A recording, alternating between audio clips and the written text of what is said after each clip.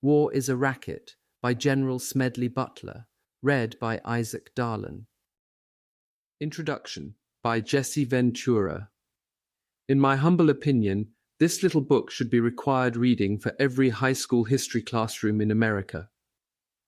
War is a Racket was written in 1935, but don't let that fool you. It's as relevant today, 3/4 of a century later, as it was then, maybe even more so. There's an old saying, the more things change, the more they stay the same, and Smedley Butler's hard-hitting assessment continues to hold a vital message to be heeded in our time. The general was a man after my own heart. Having served honourably in the military, as I did as a Navy frogman, he knows whereof he speaks when it comes to war. He understands the soldiers who fight for their country, and he came to realise and be outraged by those making another kind of killing off of their blood, sweat, and tears. You need to know some background about Smedley Butler in order to fully appreciate what you're about to read. He was born in 1881 to a prominent Quaker family in Pennsylvania, the oldest of 3 sons. His grandfather and later his father were elected to U.S. Congress. A fine athlete in high school, he left against his father's wishes shortly before his 17th birthday to enlist in the Marines after the Spanish-American War broke out. Lying about his age, Butler received a direct commission as a second lieutenant. He had contempt for red tape, worked devotedly alongside his men, and rose quickly in the ranks. Butler went on to take part in just about all the U.S. military actions of his time, in Cuba and Manila, then the Boxer Rebellion in China, where he was twice wounded in action and promoted to captain at only 19, and then a series of interventions in Central America and the Caribbean. Those were known as the Banana Wars, because the aim was to protect the Panama Canal and U.S. commercial interests in the region, such as the United Fruit Company. At only 37, Butler became a brigadier general, in command of a camp in France during World War I. The ground under the tents was nothing but mud, so he had raided the wharf at Brest of the duckboards no longer needed for the trenches, carted the first one himself up that 4-mile hill to the camp, and thus provided something in the way of protection for the men to sleep on. 1. That's the kind of guy Smedley Butler was. He took some time off in the Roaring Twenties to become Director of Public Safety in Philadelphia, running the city's police and fire departments. There, his no-bullshit style got him into some trouble. The municipal government and its cops were unbelievably corrupt, and from the get-go, Butler was raiding speakeasies while cracking down on prostitution and gambling. Let's say he wasn't too popular among the rich and powerful who were used to law enforcement turning a blind eye in exchange for their payoffs. Plus, perish the thought, the general often swore while giving his regular radio talks. When the mayor told the press, "I had the guts to bring General Butler to Philadelphia, and I have the guts to fire him," a crowd of 4,000 Smedley supporters came together and forced a truce to keep him in Philadelphia a while longer. Resigning after nearly 2 tumultuous years as Director of Public Safety, Butler later said, "Cleaning up Philadelphia was worse than any battle I was ever in." During the late 1920s, Butler commanded a Marine expeditionary force in China and was named a Major General upon his return. Nicknamed the Fighting Quaker, Butler had been hailed as the outstanding American soldier by Theodore Roosevelt. He is one of only 19 people to this day who have been twice awarded the Medal of Honor. He also received the Marine Corps Brevet Medal, the highest Marine decoration at the time for officers. All told, Smedley served 34 years in the Marine Corps before retiring from active duty in 1931 at the age of 50. When he became a civilian, the man had been under fire more than 120 times. He gave his men maps of how to get to his house, in case they ever needed him for anything. That was around the same time Butler had landed in hot water with President Herbert Hoover for publicly stating some gossip about Italian dictator Benito Mussolini, who it was alleged had been involved in a hit-and-run accident on a young child. When the Italian government protested, if you can believe it, Hoover asked his Secretary of the Navy to court-martial Butler. For the first time since the Civil War, a general officer was placed under arrest, confined to his post. A man with 18 decorations. Outrageous. But I guess our appeasement of fascist dictators isn't anything new. President Franklin D. Roosevelt, then governor of New York, volunteered to testify on Butler's behalf, and ultimately Butler got off with a reprimand and his court-martial withdrawn. But Smedley wasn't about to go gentle into that good night, as Dylan Thomas's famous poem states. He'd been a good soldier, following the orders of his superiors, like when the Taft administration asked him to help rig elections in Nicaragua. But in the course of his service, he'd seen too much and started giving lectures about what he'd observed, donating much of the money that he earned to unemployment relief in his Philadelphia hometown, as we were then in the midst of the Great Depression. In 1931, a speech Butler delivered before the American Legion made the papers. In it, he said, "I spent 33 years and 4 months in active military service, and during that period I spent most of my time being a high-class muscleman for big business, for Wall Street and the bankers. In short, I was a racketeer, a gangster for capitalism. I helped make Honduras right for the American fruit companies in 1903. I helped purify Nicaragua for the International Banking House of Brown Brothers in 1902 to 1912. I helped make Mexico, and especially Tampico, safe for American oil interests in 1914. I brought light to the Dominican Republic for the American sugar interests in 1916. I helped make Haiti and Cuba a decent place for the National City Bank boys to collect revenues in. I helped in the raping of 6 Central American republics for the benefit of Wall Street. In China, in 1927, I helped see to it that Standard Oil went on its way unmolested. Looking back on it, I might have given Al Capone a few hints. The best he could do was to operate his racket in 3 districts. I operated on 3 continents. Wow, you don't think that raised some hackles? And probably had some folks wanting to put Smedley in shackles." Deciding to run for the US Senate, Butler spoke out strongly on behalf of the World War I veterans who'd never been paid their promised bonuses. When their bonus army set up a protest camp in Washington, D.C. in 1932, Butler showed up with his young son to cheer the men on. This was the night before the Hoover administration was preparing to evict them. He walked through the camp telling the vets they'd served honorably and had as much right to lobby Congress as any corporation did. He and his son ate with the men and spent the night. But before the month was out, General Douglas MacArthur came charging in with an army cavalry, destroying the camp. Several vets were injured or killed during the melee. Smedley Butler was furious. He didn't make it into the Senate, but he switched parties and voted for FDR for president. And he wasn't done making waves of tidal proportions. On November 30th, 1934, Butler testified before a House committee in closed-door executive session. The story then leaked in 3 newspapers and began, "Major General Smedley D. Butler revealed today that he had been asked by a group of wealthy New York brokers to lead a fascist movement to set up a dictatorship in the United States." You can read the whole story in a book called The Plot to Seize the White House by Jules Archer, which is still in print.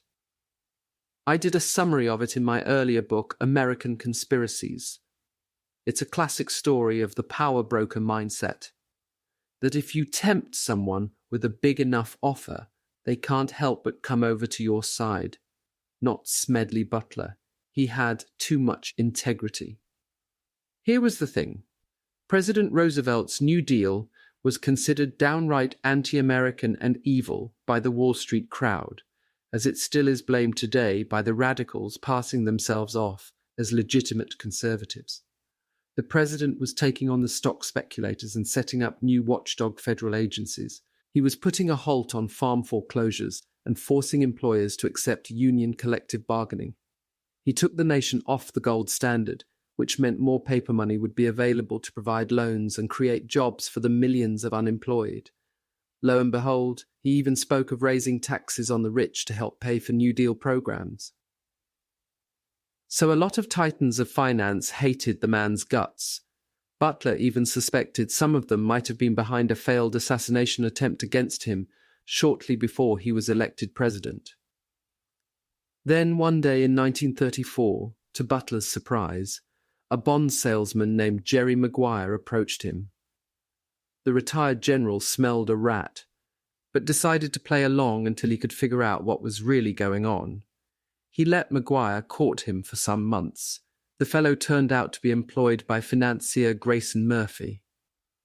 Butler was told by Maguire that some really important people with plenty of money wanted to establish a new organization. They had $3 million in working capital and as much as $300 million which they could tap into. Butler realized the truth of this when some captains of industry came together and announced they were forming a new American Liberty League that September. Its stated goals were to combat radicalism, to teach the necessity of respect for the rights of persons and property, and generally to foster free private enterprise. The League's backers included Rockefellers, Mellons, and Pews, as well as two unsuccessful Democratic presidential candidates, John W. Davis, an attorney for the Morgan banking interests, and Al Smith, a business associate of the DuPonts. Maguire arranged to put Butler back in touch with a fellow he'd once served alongside, Robert S. Clark, an heir to the Singer sewing machine fortune and a by now wealthy banker. Butler later remembered Clark saying, "You know, the president is weak. He was raised in this class, and he will come back. But we have got to be prepared to sustain him when he does." So who was their choice to lead a government takeover? That's right, Smedley Butler. They knew how popular he was with veterans, and the idea was to have Smedley come out of retirement and lead another veterans' bonus army march on the nation's capital. They wanted to create havoc with as many as 500,000 men at Butler's heels. Pressured by these events, so the twisted thinking went, FDR would be convinced to name Butler to a new cabinet post as a Secretary of General Affairs or General Welfare. Eventually, the president would agree to turn over the reins of power to Butler altogether under the excuse that his polio was worsening and FDR would become a mere ceremonial figurehead. You need to remember that this was the same time as Hitler's rise to power in Germany and Mussolini's consolidation of his dictatorship in Italy, so such ideas were very much in the air. But they picked the wrong coup de dude in Butler. Smedley decided to bring a reporter friend in on the conspiracy, so it wouldn't be just his word against the plotters, and they worked together to gather more background. After his testimony before the House McCormick-Dickstein Committee around Thanksgiving of 1934, the New York Times ran a front-page story with a 2-column headline, "General Butler Bears Fascist Plot to Seize Government by Force." But most of the article was full of denials and outright ridicule from some of the bigwigs that he'd implicated, while the meat of Smedley's charges got buried on an inside page. Time magazine followed up with a piece headlined "Plot Without Plotters," complete with a cartoon of Butler riding a white horse and asking veterans to follow him. No military officer of the United States since the late tempestuous George Custer has succeeded in publicly floundering in so much hot water as Smedley Darlington Butler, the article said. Doesn't seem like the big media have changed their spots much over the last 80 years, does it? The House committee went ahead with mounting an investigation, which lasted for 2 months. They verified that Butler had been offered an $18,000 bribe, no paltry sum in those days, and a number of other facts. The Veterans of Foreign Wars commander James Van Zandt revealed that he too had been approached by agents of Wall Street to lead a fascist dictatorship. Even Time came out with a small print footnote that the committee was convinced that General Butler's story of a fascist march on Washington was alarmingly true. But then the committee's investigation came to a sudden stop and none of the alleged financiers were ever called for questioning. In fact, when the transcript of the committee's interview with Butler came out, every person he'd named ended up being deleted. Not a single participant will be prosecuted under the perfectly plain language of the Federal Conspiracy Act, making this a high crime, said the ACLU's Roger Baldwin. I can't help but think of the current administration in Washington refusing to even consider prosecuting the Bush people for their involvement in torture.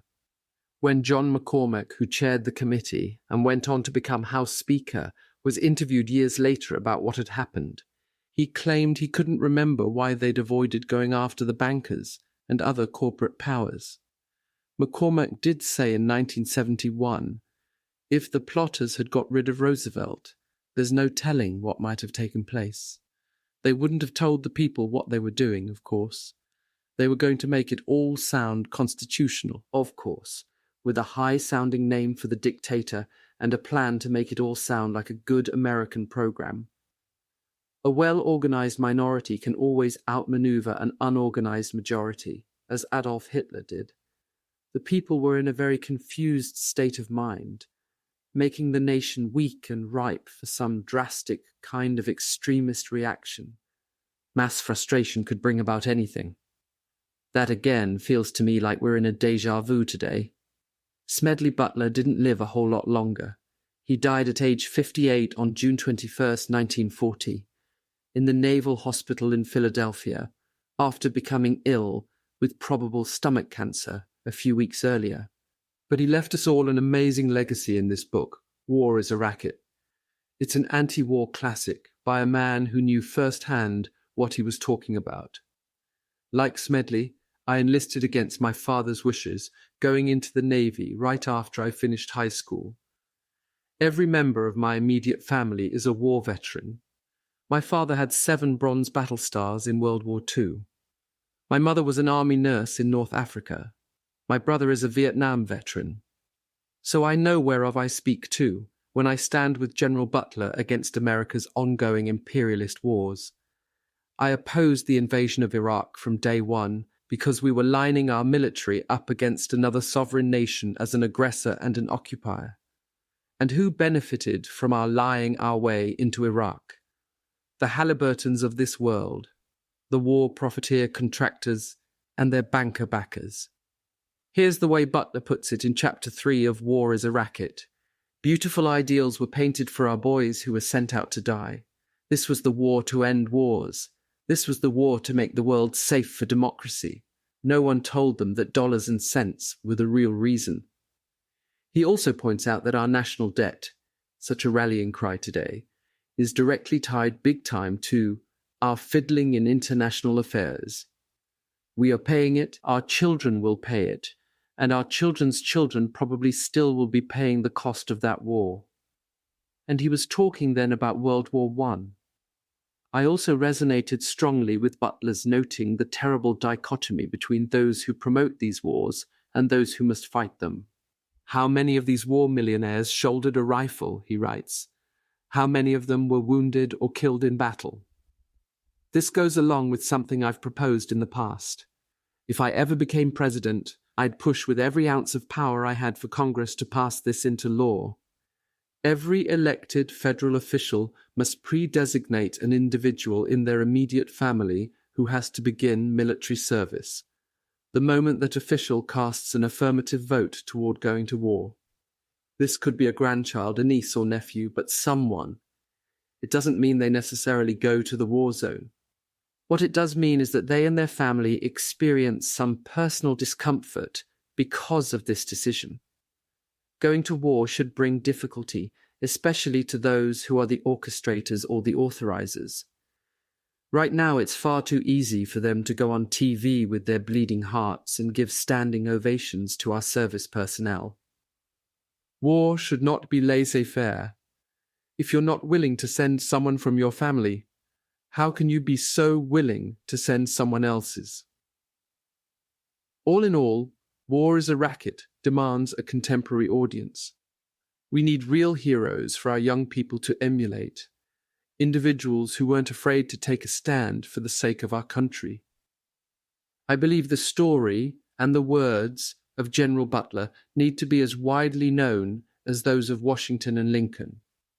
If this means making us think about the fact that wealthy people can sometimes be out for evil purposes, let the chips fall where they may. Thank you, General Butler, for your inspiration. Jesse Ventura, one quote spoken by novelist Mary Roberts Reinhardt after receiving a letter from U.S. Secretary of War Newton Baker. Chapter 1. War is a racket. War is a racket. It always has been. It is possibly the oldest, easily the most profitable, surely the most vicious. It is the only one international in scope. It is the only one in which the profits are reckoned in dollars and the losses in lives. A racket is best described, I believe, as something that is not what it seems to the majority of people. Only a small inside group knows what it is about. It is conducted for the benefit of the very few, at the expense of the very many. Out of war, a few people make huge fortunes. In the World War, a mere handful garnered the profits of the conflict. At least 21,000 new millionaires and billionaires were made in the United States during the World War. That many admitted their huge blood gains in their income tax returns. How many other war millionaires falsified their income tax returns, no one knows. How many of these war millionaires shouldered a rifle? How many of them dug a trench? How many of them knew what it meant to go hungry in a rat-infested dugout? How many of them spent sleepless, frightened nights ducking shells and shrapnel and machine gun bullets? How many of them parried the bayonet thrust of an enemy? How many of them were wounded or killed in battle? Out-of-war nations acquire additional territory if they are victorious. They just take it. This newly acquired territory promptly is exploited by the few, the self-same few who wrung dollars out of blood in the war. The general public shoulders the bill. And what is this bill?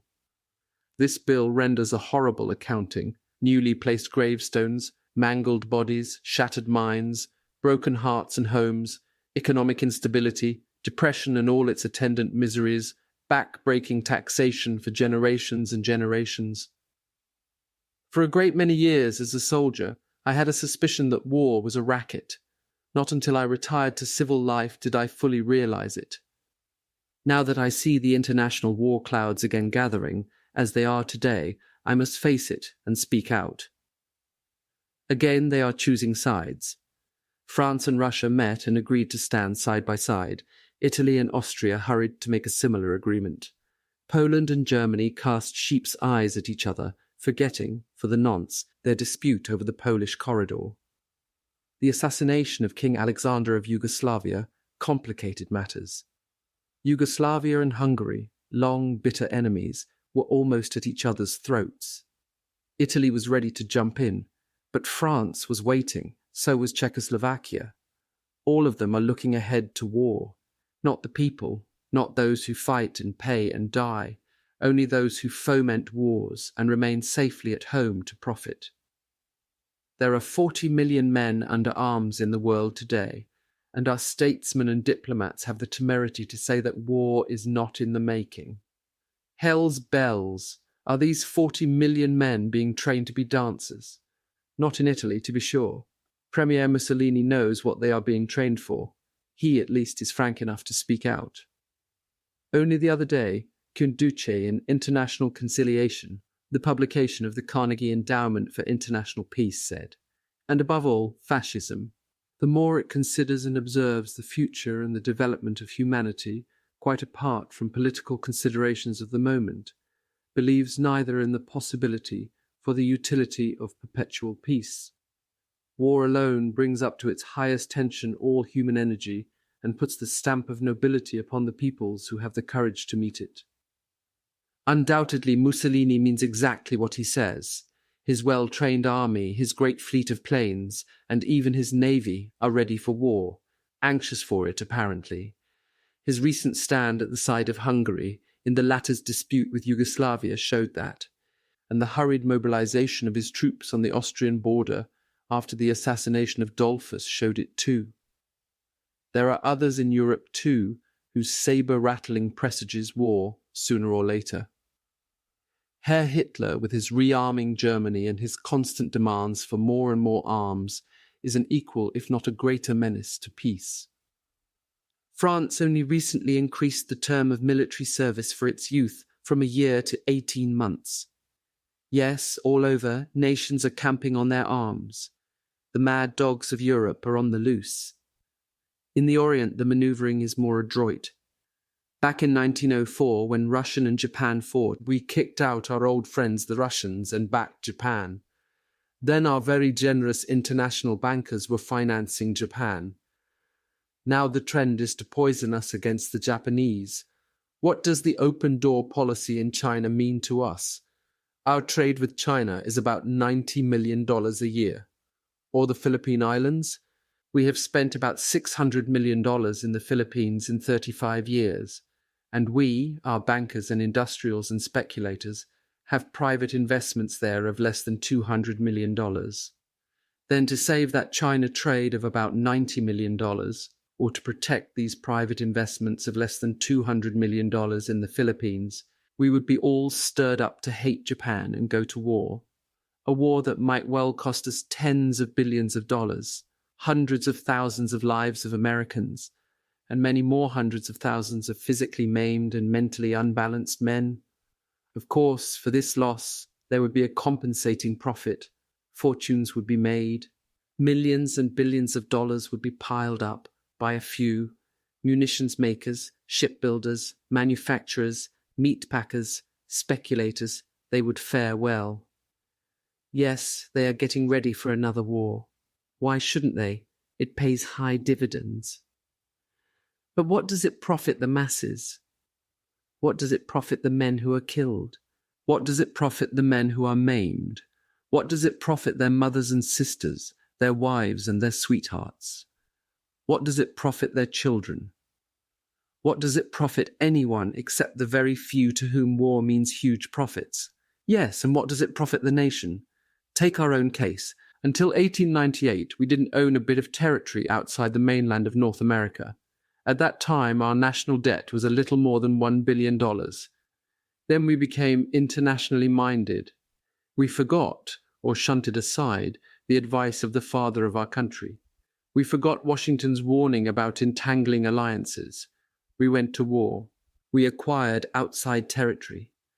At the end of the World War period, as a direct result of our fiddling in international affairs, our national debt had jumped to over $25 billion. Therefore, on a purely financial bookkeeping basis, we ran a little behind year for year, and that foreign trade might well have been ours without the wars. It would have been far cheaper, not to say safer, for the average American who pays the bills to stay out of foreign entanglements. For a very few, this racket, like bootlegging and other underworld rackets, brings fancy profits, but the cost of operations is always transferred to the people who do not profit. Chapter 2. Who makes the profits? The World War, rather our brief participation in it, has cost the United States some $52 billion. Figure it out. That means $400 to every American man, woman, and child, and we haven't paid the debt yet. We are paying it, our children will pay it, and our children's children probably still will be paying the cost of that war. The normal profits of a business concern in the United States are 6, 8, 10, and sometimes even 12%. But wartime profits, that is another matter, 20, 60, 100, 300, and even 1800%. The sky is the limit, all that the traffic will bear. Uncle Sam has the money, let's get it. Of course, it isn't put that crudely in wartime. It is dressed into speeches about patriotism, love of country, and we must all put our shoulder to the wheel. But the profits jump and leap and skyrocket and are safely pocketed. Let's just take a few examples. Take our friend the DuPonts, the powder people. Didn't one of them testify before a Senate committee recently that their powder won the war, or something? How did they do in the war? They were a patriotic corporation. Well, the average earnings of the DuPonts for the period 1910 to 1914 was $6 million a year. It wasn't much, but the DuPonts managed to get along on it. Now let's look at their average yearly profit, during the war years, 1914 to 1918. $58 million a year profit we find, nearly 10 times that of normal times, and the profits of normal times were pretty good, an increase in profits of more than 950%. Take one of our little steel companies that so patriotically shunted aside the making of rails and girders and bridges to manufacture war materials. Well, their 1910 to 1914 yearly earnings averaged $6 million. Then came the war, and like loyal citizens, Bethlehem Steel promptly turned to munitions making. Did their profits jump, or did they let Uncle Sam in for a bargain? Well, their 1914 to 1918 average was $49 million a year. Or let's take United States Steel. The normal earnings during the 5-year period prior to the war were $105 million a year. Not bad. Then along came the war and up went the profits. The average yearly profit for the period 1914 to 1918 was $240 million. Not bad. There you have some of the steel and powder earnings. Let's look at something else. A little copper, perhaps. That always does well in war times. Anaconda, for instance. Average yearly earnings during the pre-war years, 1910 to 1914, of $10 million. During the war years, 1914 to 1918, profits leaped to $34 million per year. Or Utah Copper, average of $5 million per year during the 1910 to 1914 period, jumped to average of $21 million yearly profits for the war period. Let's group these 5 with 3 smaller companies. The total yearly average profits of the pre-war period 1910 to 1914 were $137,480,000. Then along came the war. The yearly average profits for this group skyrocketed to $408,300,000. A little increase in profits of approximately 200%. Does war pay? It paid them, but they aren't the only ones. There are still others. Let's take leather. For the 3-year period before the war, the total profits of Central Leather Company were $3,500,000. That was approximately $1,167,000 a year. Well, in 1916, Central Leather returned a profit of $15,500,000, a small increase of 1,100%. That's all. The General Chemical Company averaged a profit for the 3 years before the war of a little over $800,000 a year. Then came the war, and the profits jumped to $12 million, a leap of 1,400%. International Nickel Company, and you can't have a war without nickel, showed an increase in profits from a mere average of $4 million a year to $73,500,000 yearly. Not bad. An increase of more than 1,700%. American Sugar Refining Company averaged $200,000 a year for the 3 years before the war. In 1916, a profit of $6 million was recorded. Listen to Senate document number 259.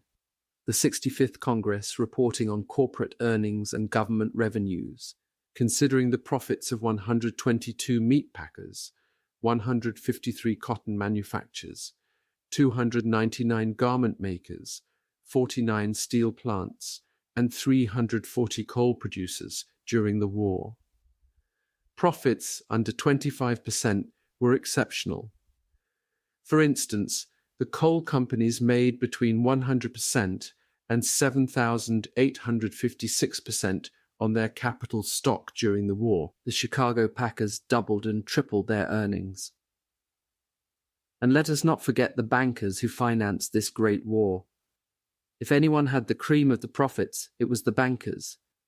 Being partnerships rather than incorporated organization, they do not have to report to stockholders, and their profits were as secret as they were immense. How the bankers made their millions and their billions I do not know, because those little secrets never become public, even before a Senate investigatory body. But here's how some of the other patriotic industrialists and speculators chiseled their way into war profits. Take the shoe people. They like war. It brings business with abnormal profits. They made huge profits on sales abroad to our allies. Perhaps like the munitions manufacturers and armament makers, they also sold to the enemy. For a dollar is a dollar, whether it comes from Germany or from France. But they did well by Uncle Sam too.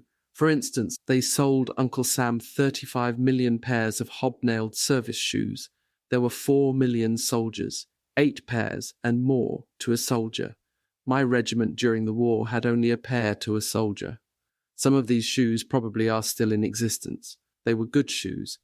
But when the war was over, Uncle Sam had a matter of 25 million pairs left over. Bought and paid for, profits recorded and pocketed. There was still lots of leather left, so the leather people sold your Uncle Sam hundreds of thousands of McClellan saddles for the cavalry. But there wasn't any American cavalry overseas. Somebody had to get rid of this leather, however. Somebody had to make a profit on it, so we had a lot of those McClellan saddles, and we probably have those yet.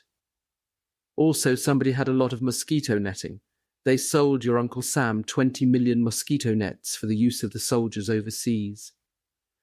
I suppose the boys were expected to put it over them as they tried to sleep in the muddy trenches, one hand scratching cooties on their backs and the other making passes at scurrying rats. Well, not one of these mosquito nets ever got to France.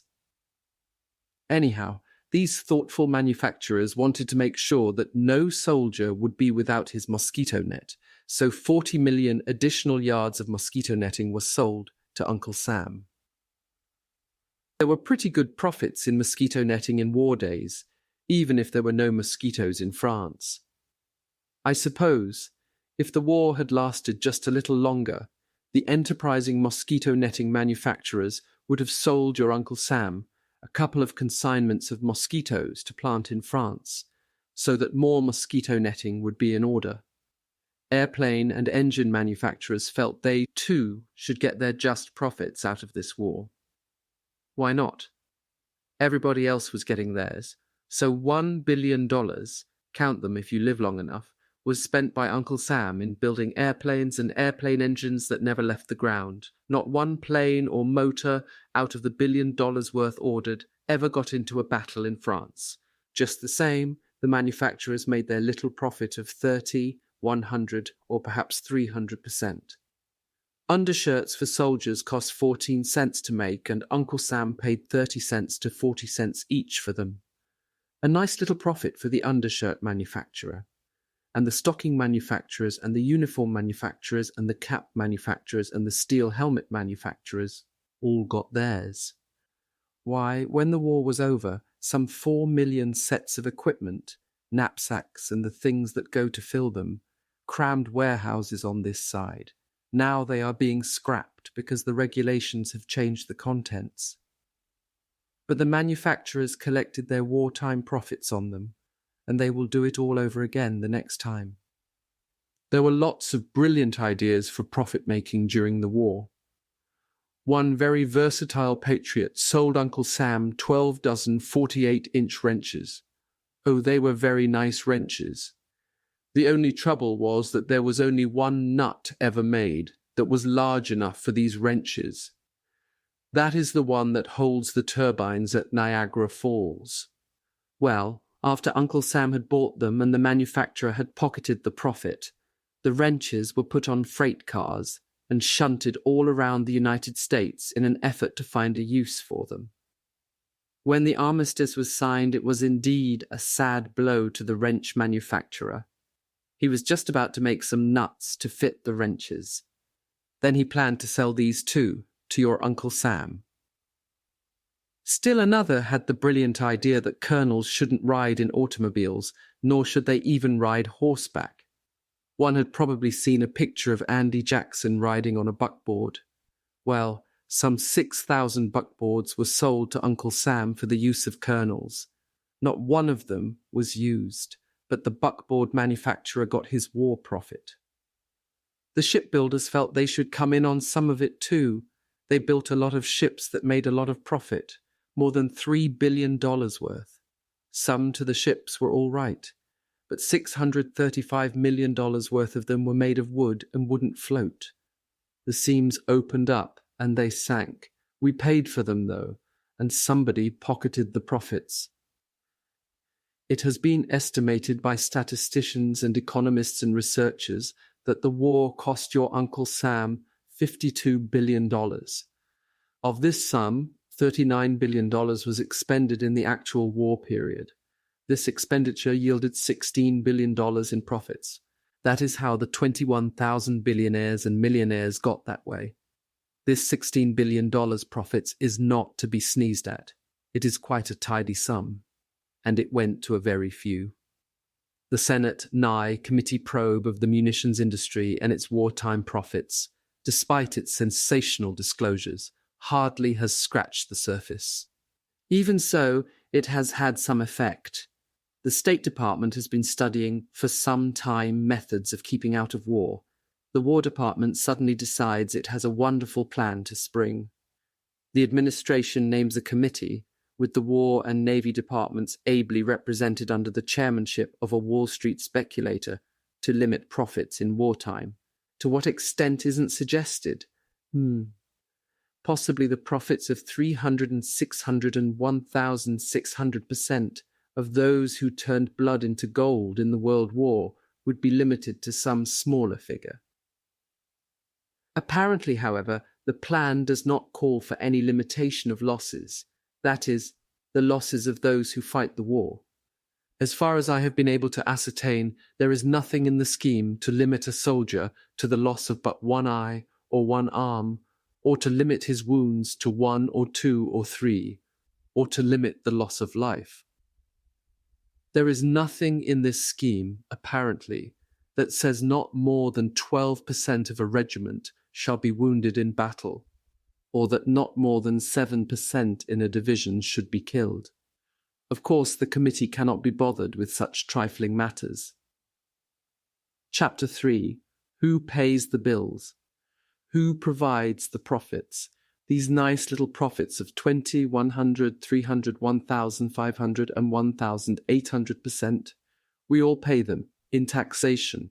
We paid the bankers their profits when we bought Liberty bonds at $100 and sold them back at $84 or $86 to the banker. These bankers collected $100 plus. It was a simple manipulation.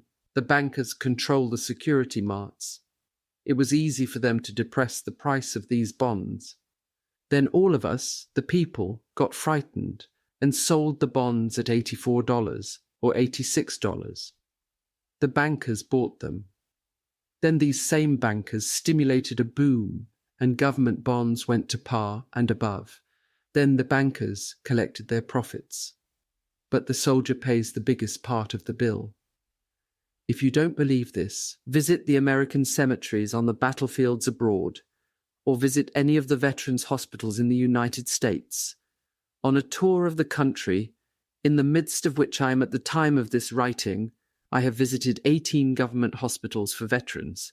In them are a total of about 50,000 destroyed men who were the pick of the nation 18 years ago.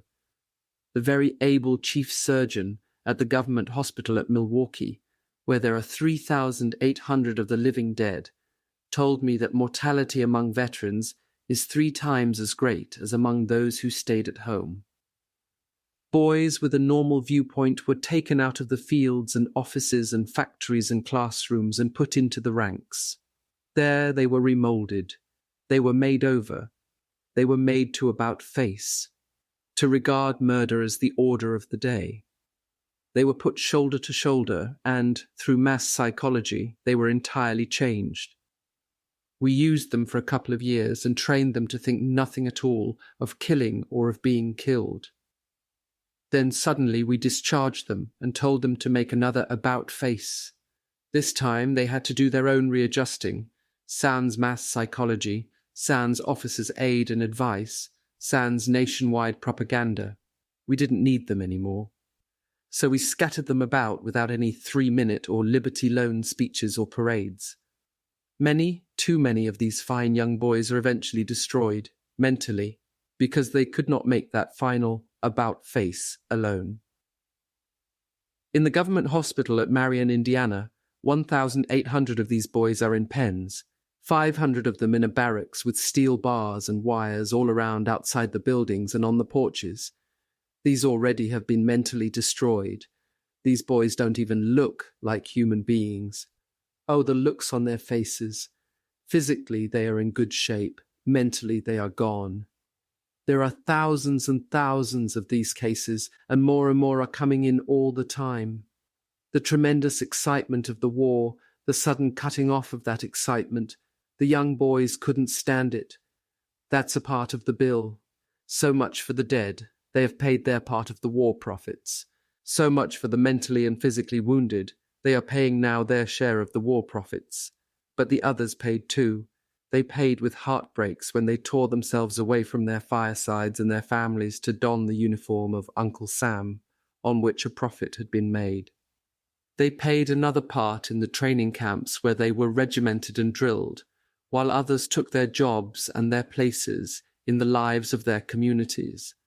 They paid for it in the trenches where they shot and were shot, where they went hungry for days at a time, where they slept in the mud and in the cold and in the rain, with the moans and shrieks of the dying for a horrible lullaby.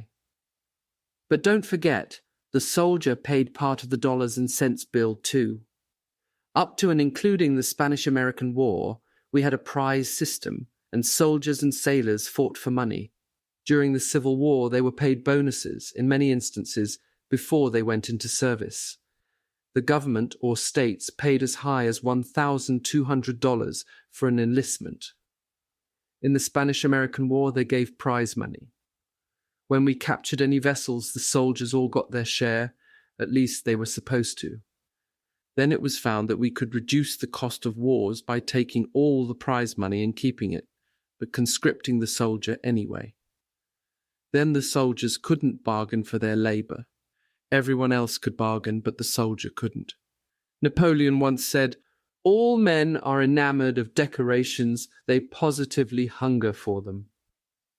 So by developing the Napoleonic system, the medal business, the government learned it could get soldiers for less money because the boys liked to be decorated. Until the Civil War, there were no medals. Then the Congressional Medal of Honor was handed out. It made enlistments easier. After the Civil War, no new medals were issued until the Spanish-American War. In the World War, we used propaganda to make the boys accept conscription. They were made to feel ashamed if they didn't join the army. So vicious was this war propaganda that even God was brought into it. With few exceptions, our clergymen joined in the clamour to kill, kill, kill, to kill the Germans. God is on our side. It is his will that the Germans be killed. And in Germany, the good pastors called upon the Germans to kill the Allies to please the same God. That was a part of the general propaganda built up to make people war-conscious and murder-conscious. Beautiful ideals were painted for our boys who were sent out to die. This was the war to end wars. This was the war to make the world safe for democracy. No one told them that dollars and cents were the real reason. No one mentioned to them, as they marched away, that their going and their dying would mean huge war profits. No one told these American soldiers that they might be shot down by bullets made by their own brothers here. No one told them that the ships on which they were going to cross might be torpedoed by submarines built with United States patents. They were just told it was to be a glorious adventure. Thus, having stuffed patriotism down their throats, it was decided to make them help pay for the war too. So we gave them the large salary of $30 a month. All they had to do for this munificent sum was to leave their dear ones behind, give up their jobs, lie in swampy trenches, eat canned willy when they could get it, and kill and kill and kill and be killed. But wait, half of that wage, just a little more in a month than a riveter in a shipyard or a labourer in a munitions factory safe at home made in a day, was promptly taken from him to support his dependents so that they would not become a charge upon his community. Then we made him pay what amounted to accident insurance, something the employer pays for in an enlightened state. And that cost him $6 a month. He had less than $9 a month left. Then, the most crowning insolence of all, he was virtually blackjacked into paying for his own ammunition, clothing, and food by being made to buy Liberty bonds at $100, and then we bought them back when they came back from the war and couldn't find work at $84 and $86. And the soldiers bought about $2 billion worth of those bonds. Yes, the soldier pays the greater part of the bill. His family pays it too. They pay it in the same heartbreak that he does. As he suffers, they suffer. At nights, as he lay in the trenches and watched shrapnel burst about him, they lay home in their beds and tossed sleeplessly. His father, his mother, his wife, his sisters, his brothers, his sons, and his daughters. When he returned home minus an eye, or minus a leg, or with his mind broken, they suffered too, as much as, and even sometimes more than he. Yes, and they too contributed their dollars to the profits that the munitions makers and bankers and shipbuilders and the manufacturers and the speculators made. They too bought Liberty bonds and contributed to the profit of the bankers after the armistice in the hocus-pocus of manipulated Liberty bond prices. And even now the families of the wounded men and of the mentally broken and those who never were able to readjust themselves are still suffering and still paying. Chapter 4. How to smash this racket.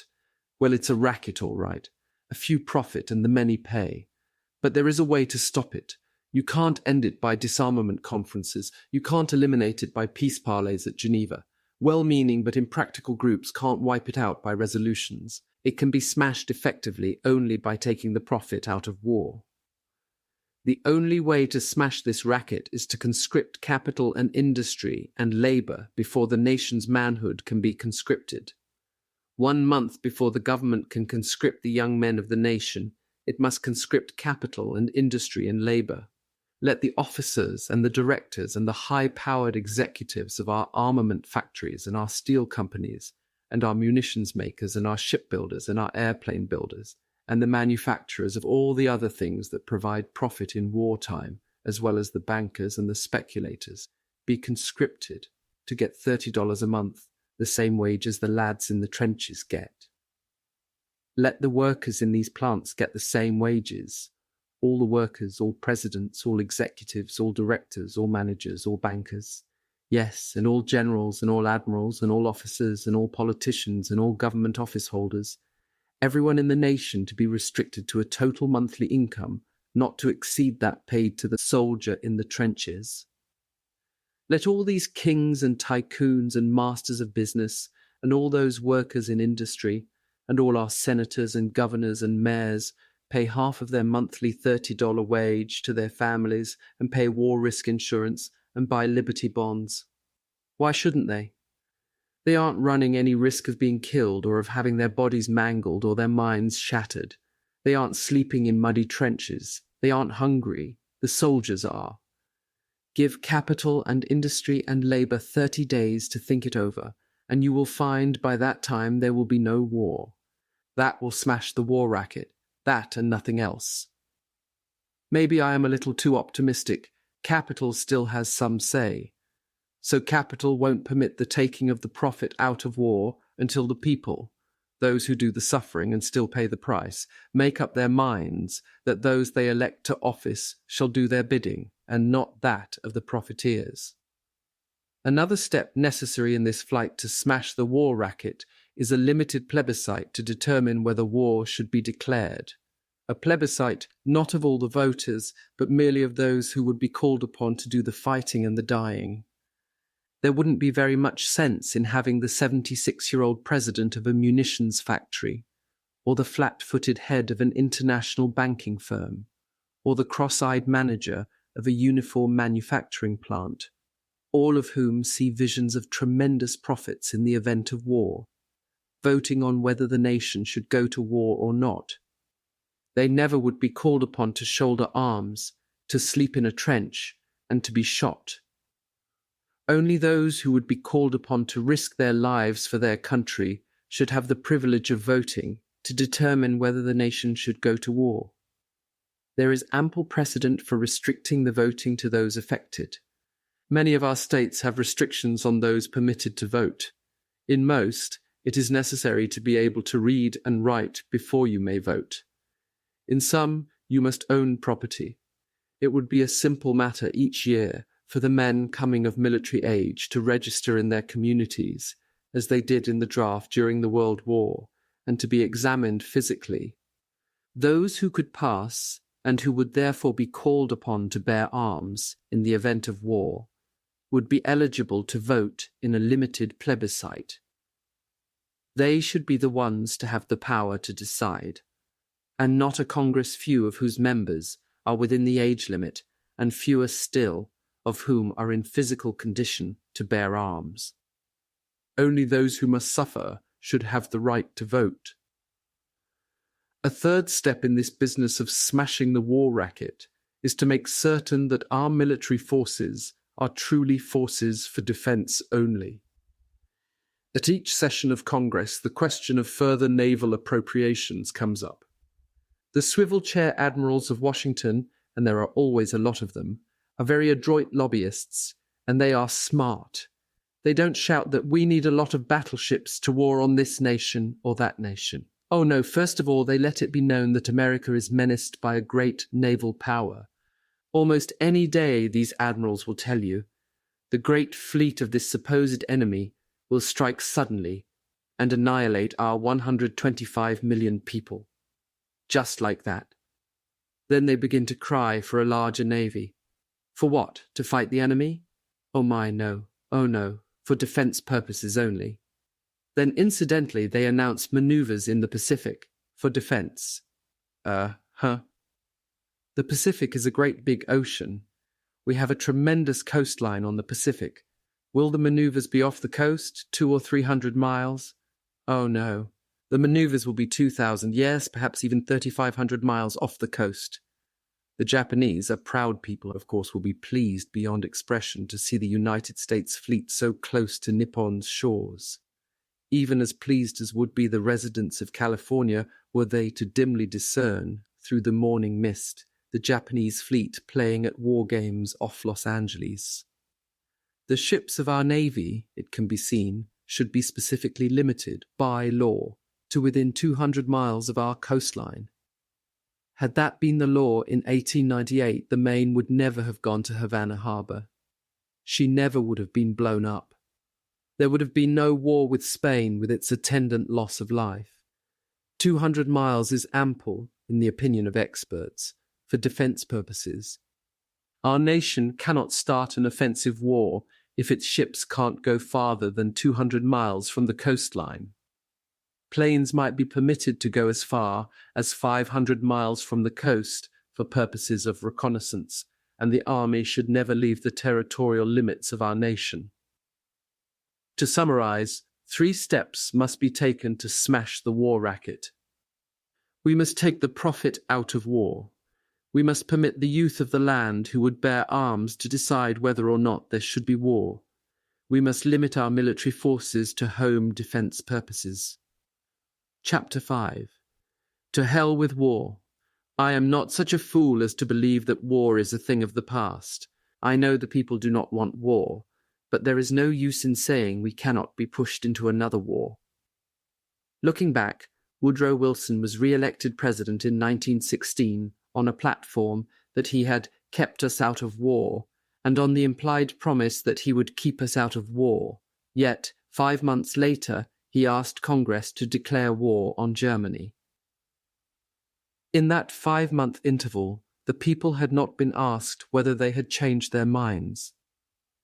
The 4 million young men who put on uniforms and marched or sailed away were not asked whether they wanted to go forth to suffer and to die. Then what caused our government to change its mind so suddenly? Money. An Allied commission, it may be recalled, came over shortly before the war declaration and called on the president. The president summoned a group of advisers. The head of the commission spoke. Stripped of its diplomatic language, this is what he told the president and his group. There is no use kidding ourselves any longer. The cause of the Allies is lost. We now owe you, American bankers, American munitions makers, American manufacturers, American speculators, American exporters, jive or $6 billion. If we lose, and without the help of the United States we must lose, we, England, France and Italy, cannot pay back this money, and Germany won't. So, had secrecy been outlawed as far as war negotiations were concerned, and had the press been invited to be present at that conference, or had the radio been available to broadcast the proceedings, America never would have entered the World War. But this conference, like all war discussions, was shrouded in the utmost secrecy. When our boys were sent off to war, they were told it was a war to make the world safe for democracy and a war to end all wars. Well, 18 years after, the world has less of a democracy than it had then. Besides, what business is it of ours whether Russia or Germany or England or France or Italy or Austria live under democracies or monarchies, whether they are fascists or communists? Our problem is to preserve our own democracy. And very little, if anything, has been accomplished to assure us that the World War was really the war to end all wars.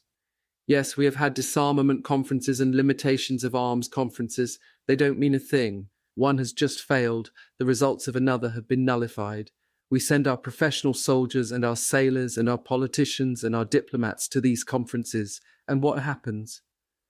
The professional soldiers and sailors don't want to disarm. No admiral wants to be without a ship. No general wants to be without a command. Both mean men without jobs. They are not for disarmament. They cannot be for limitations of arms. And at all these conferences, lurking in the background but all-powerful, just the same, are the sinister agents of those who profit by war. They see to it that these conferences do not disarm or seriously limit armaments. The chief aim of any power at any of these conferences has been not to achieve disarmament in order to prevent war, but rather to endeavour to get more armament for itself and less for any potential foe. There is only one way to disarm with any semblance of practicability. That is for all nations to get together and scrap every ship, every gun, every rifle, every tank, every warplane. Even this, if it were at all possible, would not be enough. The next war, according to experts, will be fought not with battleships, not by artillery, not with rifles, and not with guns. It will be fought with deadly chemicals and gases. Secretly, each nation is studying and perfecting newer and ghastlier means of annihilating its foes wholesale. Yes, ships will continue to get built, for the shipbuilders must make their profits. And guns still will be manufactured, and powder and rifles will be made. For the munitions makers must make their huge profits. And the soldiers, of course, must wear uniforms, for the manufacturers must make their war profits too. But victory or defeat will be determined by the skill and ingenuity of our scientists. If we put them to work making poison gas and more fiendish mechanical and explosive instruments of destruction, they will have no time for the constructive job of building a greater prosperity for all peoples.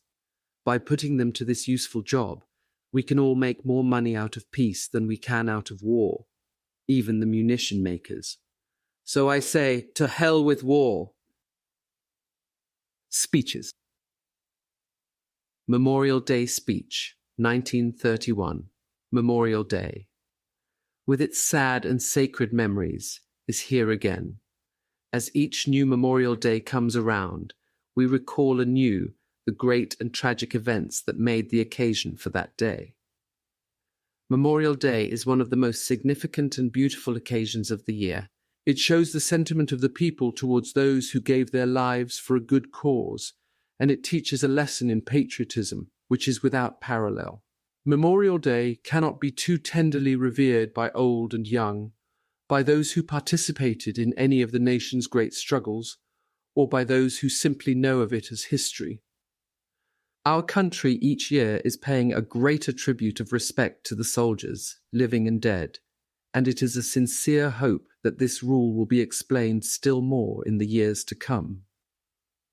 There is a beautiful significance in the fact that, 2 years after the close of the Civil War, the thoughtful women of Columbus, Mississippi, laid their offerings alike on the northern and southern graves. When all is said, this great nation has but one heart. This act of these thoughtful women inspired the famous lyric of Francis Miles Finch, "The Blue and the Grey."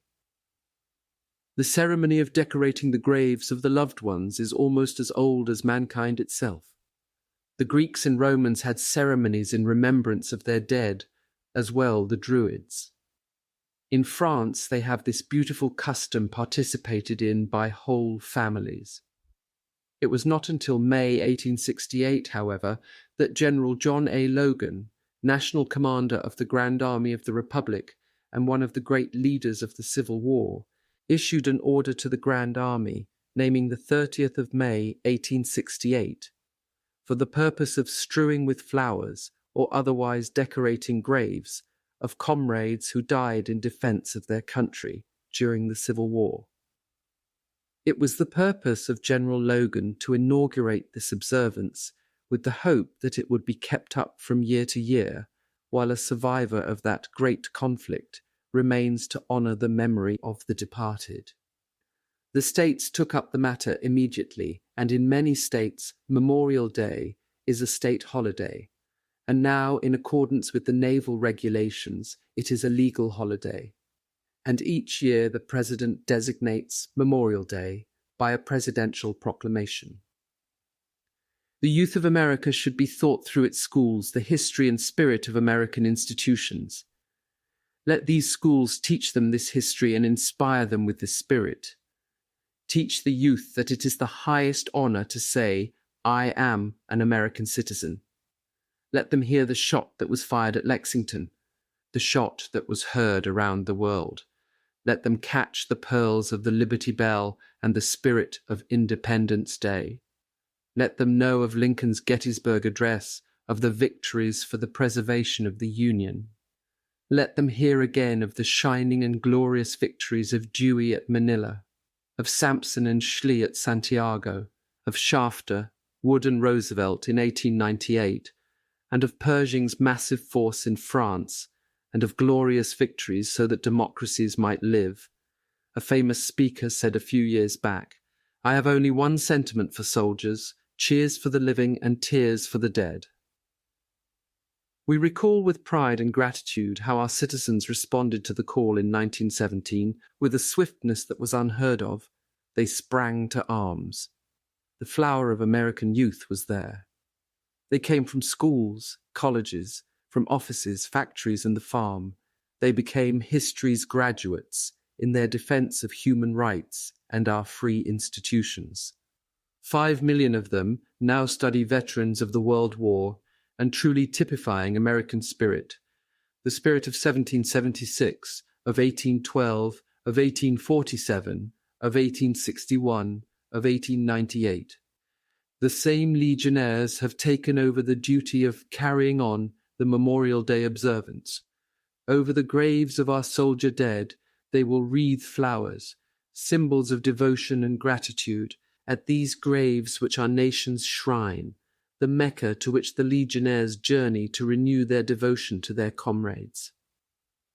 We must as well honor these heroic and patriotic dead by being true men, and as true men by faithfully fighting the battles of our day, as they fought the battles of their day.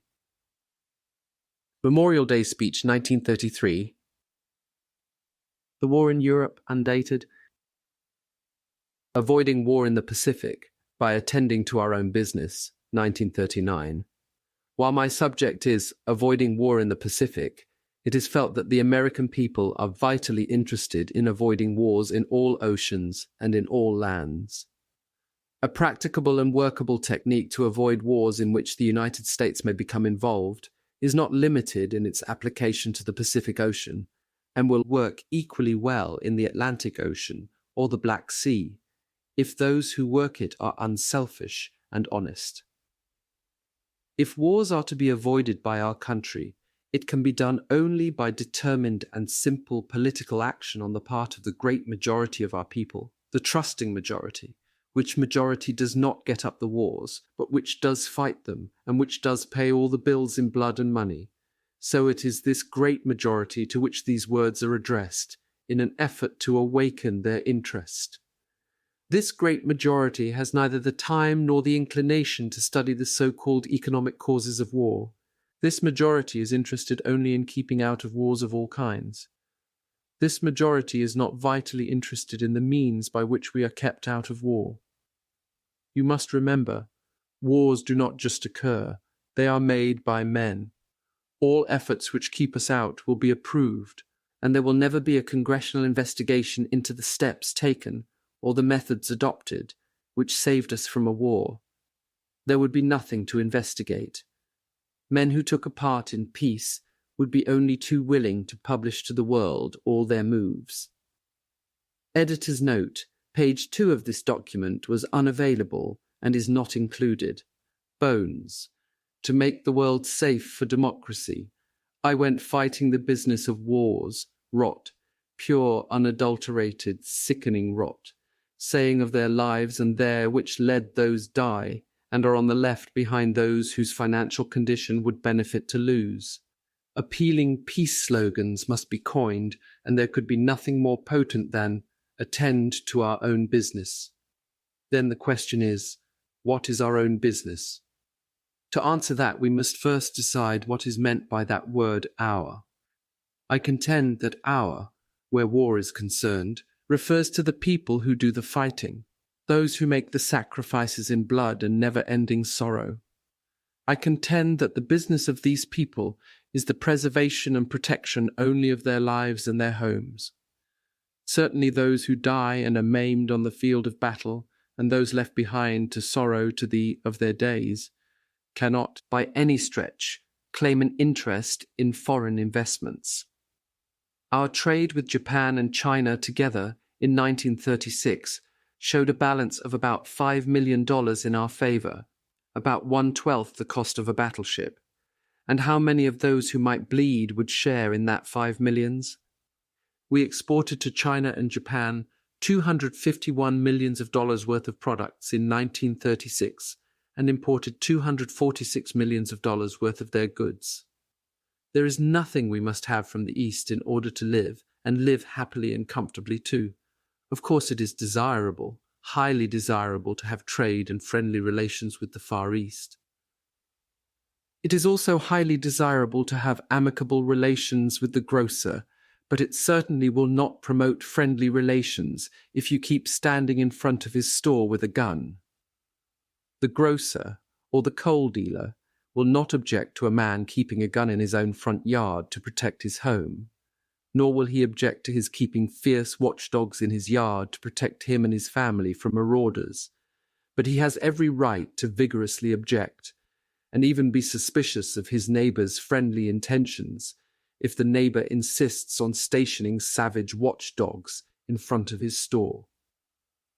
No, it is not neighborly, nor is it common sense to so maneuver as to force the owner of property to turn it over to you without just payment.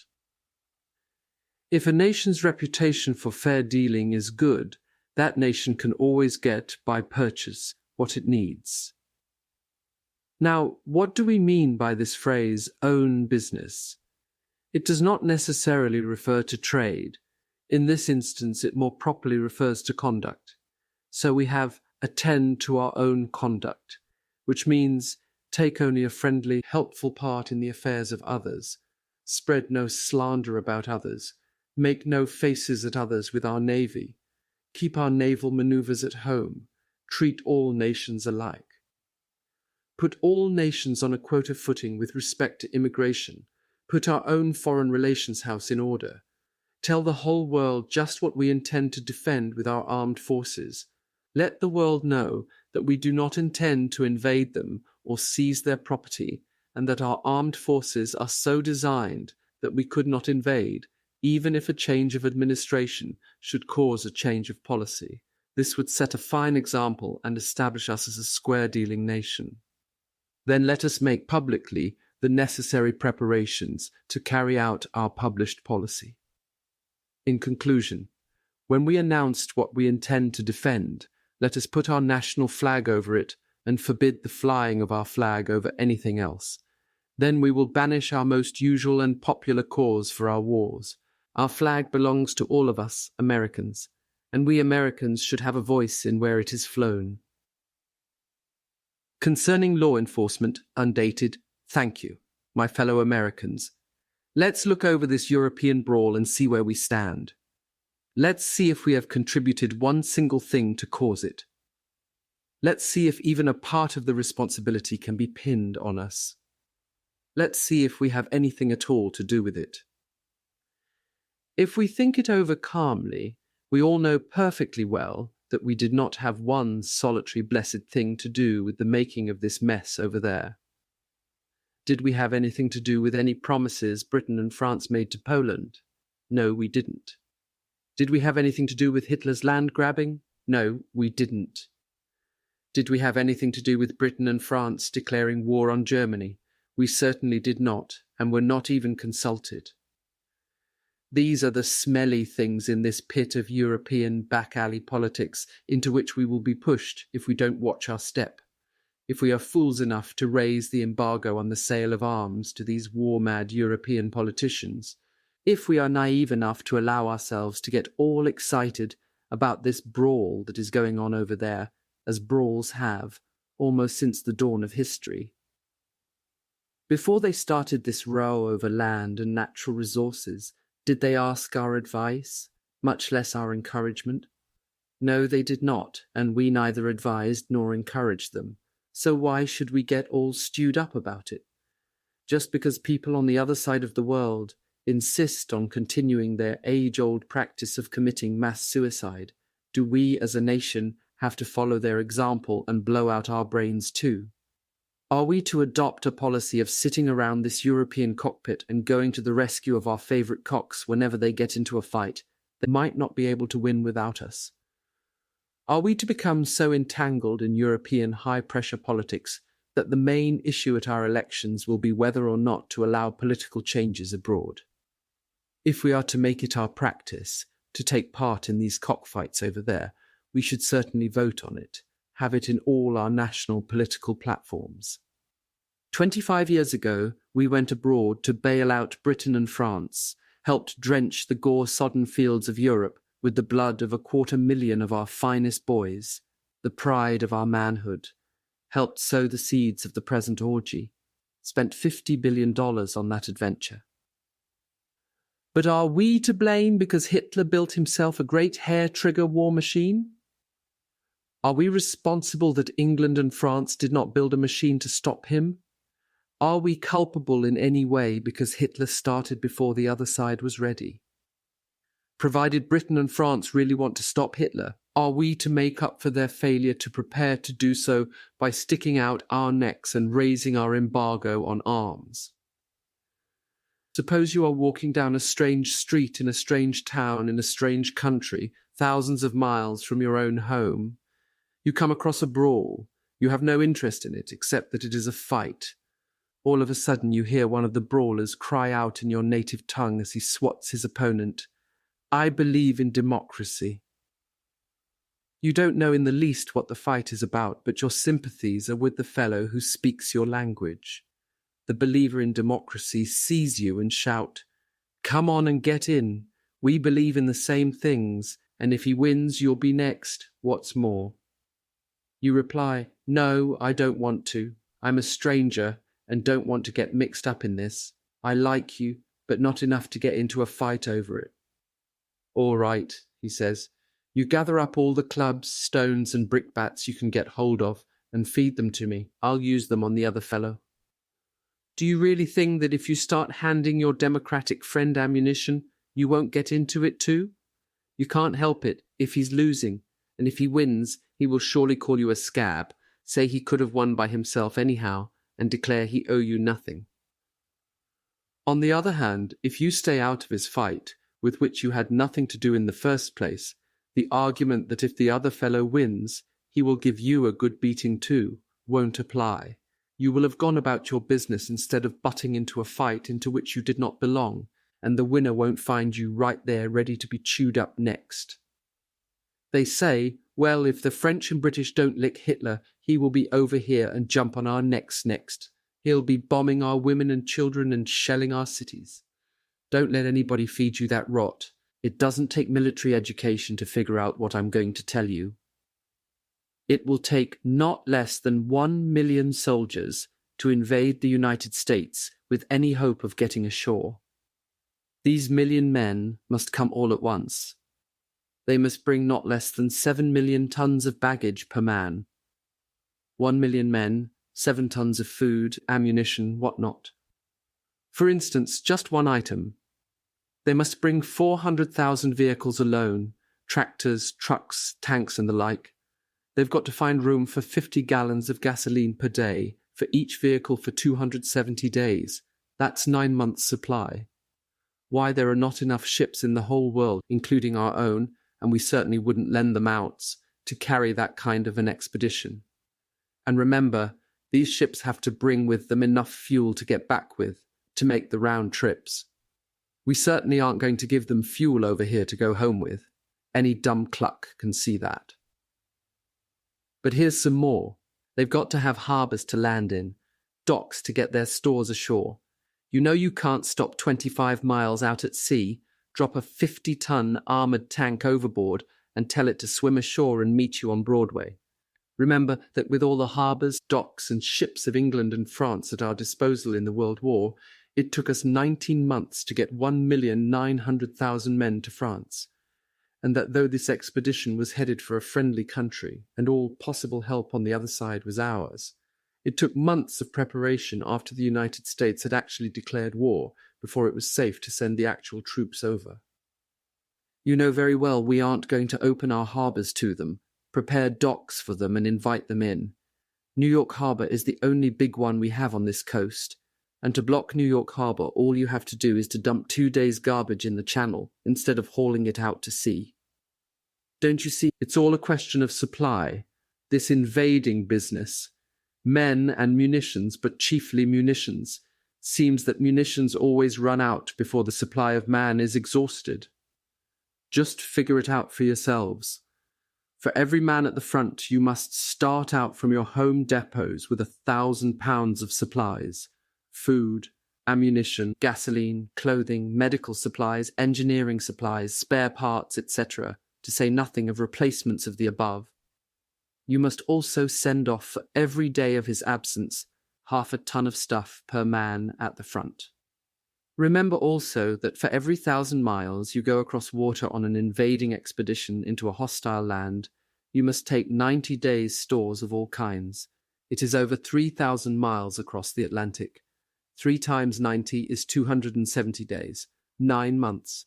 No, the supply of an European army is out of the question. That is an army big enough to land here. There is another thing to remember.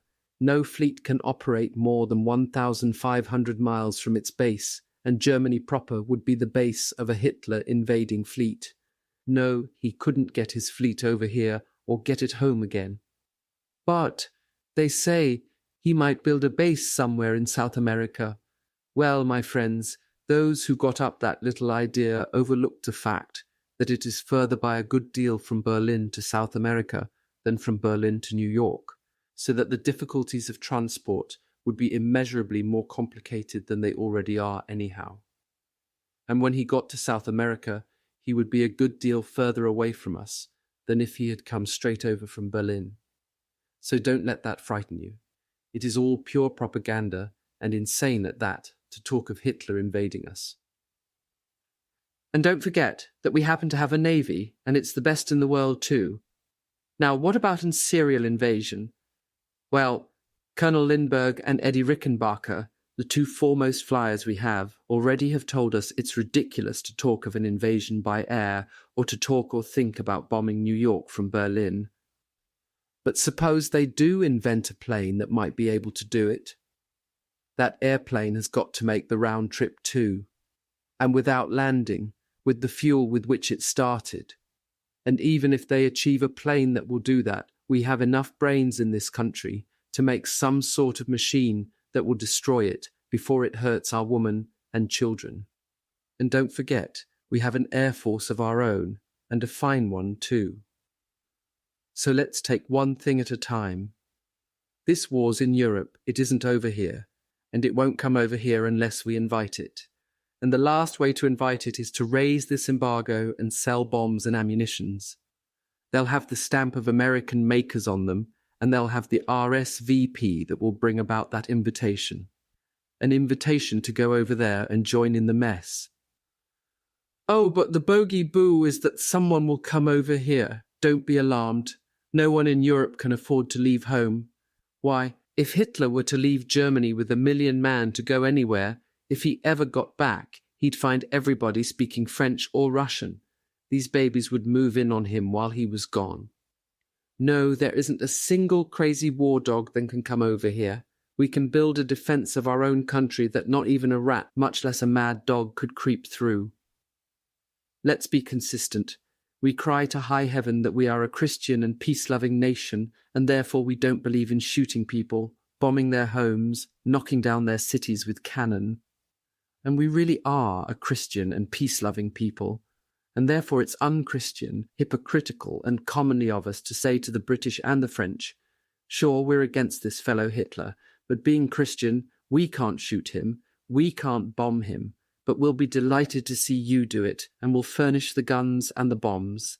That is provided you pay us double what they're worth, and in order that there may be no mistake about it this time, you'll pay us in advance. You see, we're against going to war ourselves, but we're not against your wars. You go ahead, we'll sell you the stuff. But make no mistake about it. The time has come when we have got to answer the big question before us, and here it is.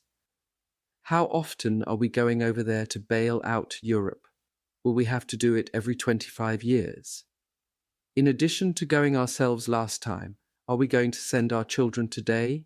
Are we going to be ready to send our grandchildren 25 years from now? Isn't it time to make a stand about this thing here and now? Are we so much interested right now that we want to contribute 5 million of the finest and strongest boys that the great mothers of America have produced? Are you mothers and fathers so deeply interested that you want to furnish your sons? Well, start selling them ammunition, and that's what you'll have to do. Don't you realize that the money you'll get for your ammunition will be covered with blood? And as time goes on, this blood will be the blood of your children. Has blood money ever brought anything but misery to those who got that money? Look what happened to the billions of dollars we made out of the last war. It brought us a situation where even today, 20 years later, there are 10 millions of us out of work. And if we allow ourselves to handle any more of this stinking blood money, there'll be 20 millions of us out of work, maybe for the next 50 years. But that isn't all. Let's go back to cases and look at this thing from a personal viewpoint, which is the only one that counts in the long run. It's all very well and high-sounding to say, the government declares war. To say helplessly, as individuals we have nothing to do with it, can't prevent it. But who are we? Well, we, right now, are the mothers and fathers of every able-bodied boy of military age in the United States. We are also you young man of voting age and over that they'll use for cannon fodder, and we can prevent it. Now, you mothers particularly, the only way you can resist all this war hysteria and beating of tom-toms is by hanging on to the love you bear your boys. When you listen to some well-worded, well-delivered war speech, just remember it's nothing but sound. It's your boy that matters, and no amount of sound can make up to you for the loss of your boy. After you've heard one of those speeches and your blood is all hot and you want to go and bite someone like Hitler, go upstairs where your boy's asleep. Go into his bedroom. You'll find him lying there, pillows all messed up, covers all tangled, sleeping away so hard. Look at him. Put your hand on that spot at the back of his neck, the place you used to love to kiss when he was a baby. Just stroke it a little. You won't wake him up. He knows it's you. Just look at his strong, fine young body, because only the best boys are chosen for war. Look at this splendid young creature who's a part of yourself, and then close your eyes for a moment and I'll tell you what can happen. You won't actually see it, you won't be there, but I have seen it, and I can describe it to you. But before I do that, I have to remind you that you have a 50-50 chance of never seeing your boy again at all if you let this embargo and arms be raised and your boy is conscripted and sent overseas to fight. And if you ever do see him again, 50 times out of 100, he'll be a helpless cripple or nervously shot all his life. Have you ever been for one of those huge veterans' hospitals? It has been necessary to build to take care of the thousands of helpless and maimed cripples still with us from the last war. If you have, you will not need a reminder of what war can do to your boy, how it can render his life useless and broken at 20, and yet keep him cruelly alive through the whole span of it. If you have not, I advise you to go and see one of them, for nothing could bring home to you more clearly or tragically the fact that in the last analysis it is your boy who is going to pay the piper. Few there are who come back entirely unsheathed, and some come back in such a way that you would find yourself praying for their release from pain. Those withered, elderly, spiritless men who lie and sit so patiently in their wards, day after day in those hospitals, waiting for the end as they have waited since they got there 20 years ago, was the flower of our boys in their time.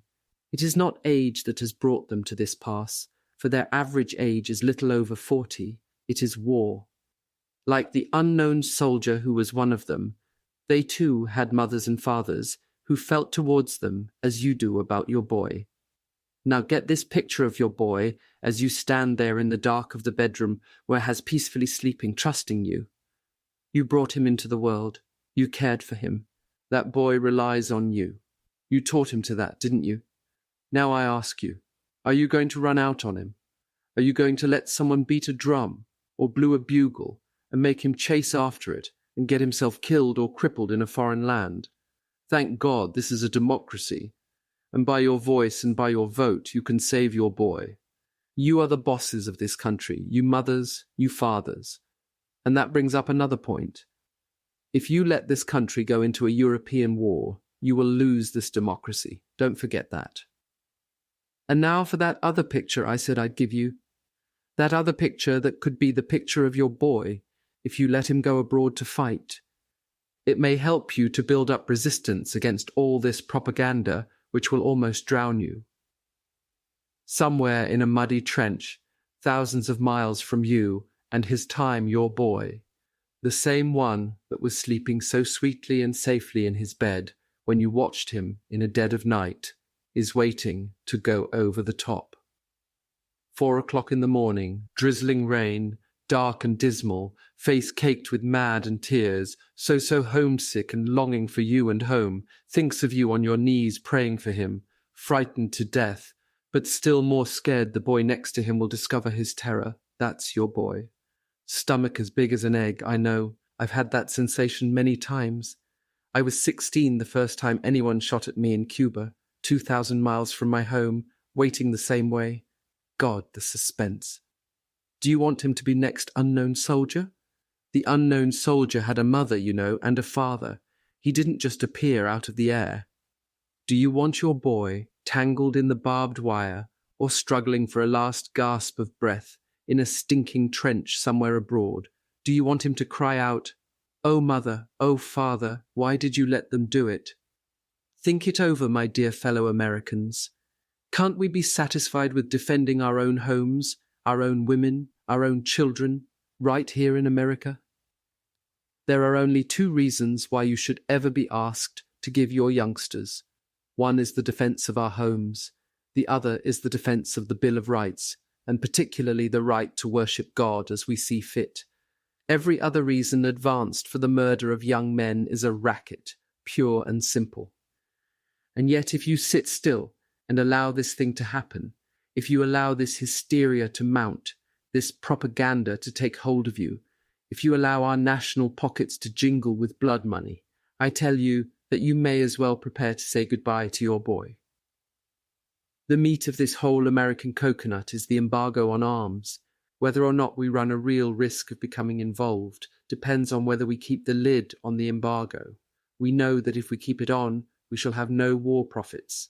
If we take it off, we may make some money, but it will all be stage money and covered with blood to boot. Keep the arms embargo on tight. They've been fighting for 1,000 years in Europe. Don't let them dot again those blood-drenched foreign fields with the bodies of our American boys. Sit down this very minute and write a message to your congressman and your senator and your president. That's your right, your constitutional right of appeal. It's also your privilege. Right now, I firmly believe it's your duty if you want to save your boys. Good night. Veterans' Rights Undated. Radio addresses. Address from October 11th, 1939. Articles. My services with the Marines undated. Dictatorship undated. Editor's note, page 2 of this document was unavailable and is not included. The Peace Racket undated. Having devoted most of the years of my life to the study of legalized murder, by which I mean the so-called science of war, I find it impossible to accept the theories of those idealists who are innocent enough to believe that the attainment of world peace is merely a question of joining the World Court, the League of Nations, or some other international association for the promotion of brotherly love. I have said in the past, and I still repeat, that war is a racket. I made this charge long before the Nye Committee of the United States Senate exposed the munitions industry and proved that, for a respectable profit, any manufacturer of armaments will sell his guns to an enemy of his own country. The Nye Committee uncovered some astounding information about the munitions industry, including a confession to profits as high as 800%. But just as the business of war has been an age-old racket in this country and in Europe, so is the cause of peace becoming a racket. There are at least 100 or more known and unknown, national and international, peace societies operating in America, and most of them have their headquarters in Washington, D.C. There are probably several hundred minor groups that also believe they are destined to bring about world peace. Many of these are designated by fanciful titles built around the word peace, while others disguise their aims and purposes with some other name to avoid the charge of being pacifists. I say the cause of peace is becoming a racket in this country today because every one of these so-called peace committees and organizations must have money with which to function. Salaries have to be paid to executive secretaries and office staffs. Printers must be paid for the publication of pamphlets and brochures. Landlords must have their rent. Lecturers must have expense accounts as well as remuneration. Where are they getting all this money, these millions of dollars that are being spent annually? The answer is simple. We gullible Americans who are philanthropically inclined dig down in our pockets for generous donations and contributions. We buy memberships on national committees. We are flattered when our names are printed on their stationery, in company with a long list of America's most distinguished philanthropists and world peace advocates. Every penny that these peace societies are spending can come only from the pockets of the American people. Professional pacifists have discovered that they can work upon the emotions of some of our wealthy citizens with encouraging financial results. I don't mean that all of these organizations are promoted by personal profit-seeking individuals. Some of them are headed by sincere but misguided people who have adopted the cause of world peace as a hobby. World peace is a hobby that a lot of people like to indulge because it represents a popular cause, and they enjoy the spotlight of prominence. Naturally, everybody is in favor of world peace. No one who talks or gets emotional about the prospects of world peace is going to afford his neighbor of a different religion or political creed or hurt the feelings of a prospective business customer. In fact, the peace racket is harmless hobby in every respect except one.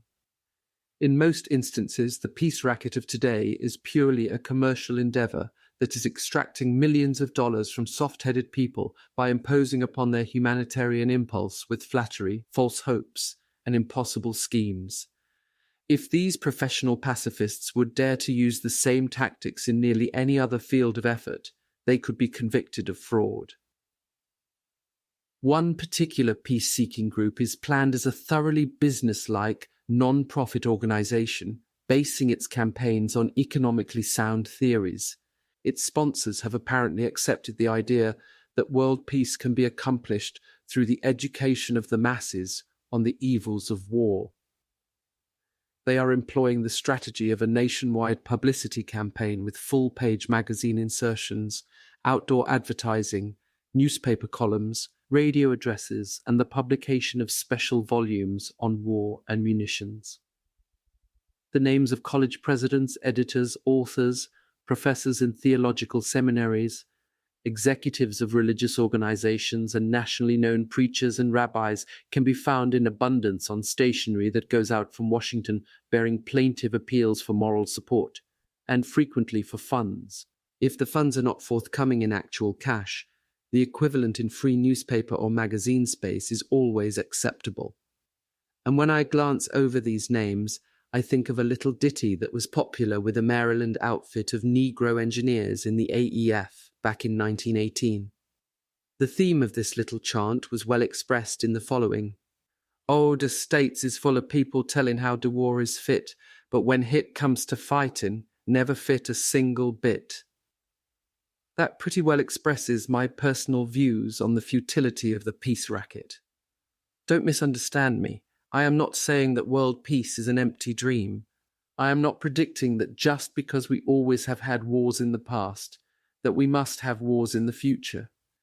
Once upon a time, in the enthusiasm of my militaristic environment, I really used to think that way. The professional patriots had me, as well as millions of others, convinced that the instinct for war is a human impulse that can never be restrained or refined. Up until my retirement, after more than 30 years active service in the United States Marine Corps, I was absolutely sure that the people of either country in the world were just a bunch of cutthroats ready to spring Uncle Sam the moment he dared to drop his guard. But I have learned to think differently. I have spent the past few years meeting and mingling with people all over the country. I have a new conception of the American mind, and today I am convinced that we can look forward with some hope to eventual world peace. I admit this condition may not arrive for the next 50 or 100 years, but in the meantime we can make some headway toward that goal by increasing the normal cycle of years between wars. However, the more I see and learn about the activities of those back of the present peace racket, the more I am convinced that one thing is certain. There is only one element in our American citizenship that can keep us from having another war, at least for the next few generations. That element is composed of the men who stopped the last war. I mean the men who actually did the stopping, the real overseas veterans, the men who went to France and actually lived in the muck and the poison and the blood of war, as it was fought on the field of battle, rather than the way it is pictured in history or on the screen. Don't get me wrong, I am not thinking of the professional veteran, the fellow who spent 30 to 60 days in some nearby camp and then came home posing as one of the strong, silent men who helped save the world for democracy. I am not speaking of the chap who by political pull, or through a generous campaign contribution, was able to get himself a set of gleaming spurs and the bars of a second lieutenant. Too many of these chaps are active in our veteran organizations today. That explains why in some sections the veteran organizations have thus far failed to reach their peak strength. Too many of these pseudo-veterans have taken it upon themselves to speak for the real veteran. And when you hear them on the radio or the public platform, they will bleed on the battlefield more profusely and pay the supreme sacrifice more frequently than 1,000 other veterans who really know what the hell of war is all about. The revelations of the Nye Committee have demonstrated that the business of making profits out of war is a practical profession. It is not conducted by idealists and visionaries, but by men who are politically shrewd and commercially smart. They use practical methods to gain their ends, and they are smart enough to use cold logic in preference to fanciful theories. If that is how people start wars, then that's how we will have to stop them, by being practical, cold, and calculating. Most of all, we can be politically intelligent. The overseas veterans of this country are the only ones who can really guarantee the peaceful security of this nation in the future. First, because the overseas veteran is the only man who can speak sincerely and from personal experience on the horrors of war and its futility as a means of settling international disputes. In the second place, the overseas veterans of this country are held together by a common bond of comradeship that can never be dissolved by religious or political differences. This tie of comradeship will always exist between the men who compose the AEF. It provides the foundation for an organization nationwide in scope that can really do something practical in the desire for peace. With the passing of the years, as these men become older, this bond becomes more firmly cemented, and the results of their efforts can be preserved. You ask the question, how can the overseas veterans of this country constitute a constructive force towards world peace? Here is my answer. During the years that have elapsed since the World War, the average overseas veteran has acquired many hard knocks, common sense, and considerable experience. He represents the one large group of American citizens that is thoroughly disillusioned about the glories of war. He can no longer be fooled by the fanfare and the panoply of marching troops, and the oratorical pap of the flag wavers. In the intervening years since the armistice, he has had sufficient time to analyze the emotions that drove him forward while in the service. He knows now that he was merely a poem in a game that was being played by others, and that all his patriotic emotions were the result of artificial stimulation. Today he recognizes the motive in the propaganda that once nearly made his uniformed breast burst with pride. He realized that most of the people who patted him on the back when he went away and told him to give the Kaiser hell for me never really cared a tinker's darn whether he came back, or how well he might fare should he to lucky enough to return. He has had too many doors slammed in his face when looking for a job. He has heard himself and his buddies, on too many occasions described as treasury raiders. He has seen too many politicians and their patrons benefit from the profits they made cut of the war. He has witnessed too much graft and waste of government funds, while ready veterans were told by presidents that they had done nothing to deserve special consideration. Sad experience has made the overseas veteran practical, and that's why these men have reached the very definite conclusion that the only way to stop war is to take the profits out of war. Proof of this trend of thinking in the minds of Americans' ex-servicemen was plainly evident when the American Legion held its last convention in Miami, and the veterans of foreign wars of the United States assembled in Louisville. The American Legion took a very decisive step in this direction, with a resolution urging the federal government on the same basis of the wages we pay our troops. In time of war, the veterans want to see the workers in every factory paid proportionately the same as the doughboy in uniform receives. They would let every foreman have a salary equivalent to the salary of a corporal, and every superintendent the pay of a lieutenant. Others higher up in the scale of our industrial structure would receive the same money that we pay for the use of brains and intelligence in the Army, Navy, and Marine Corps.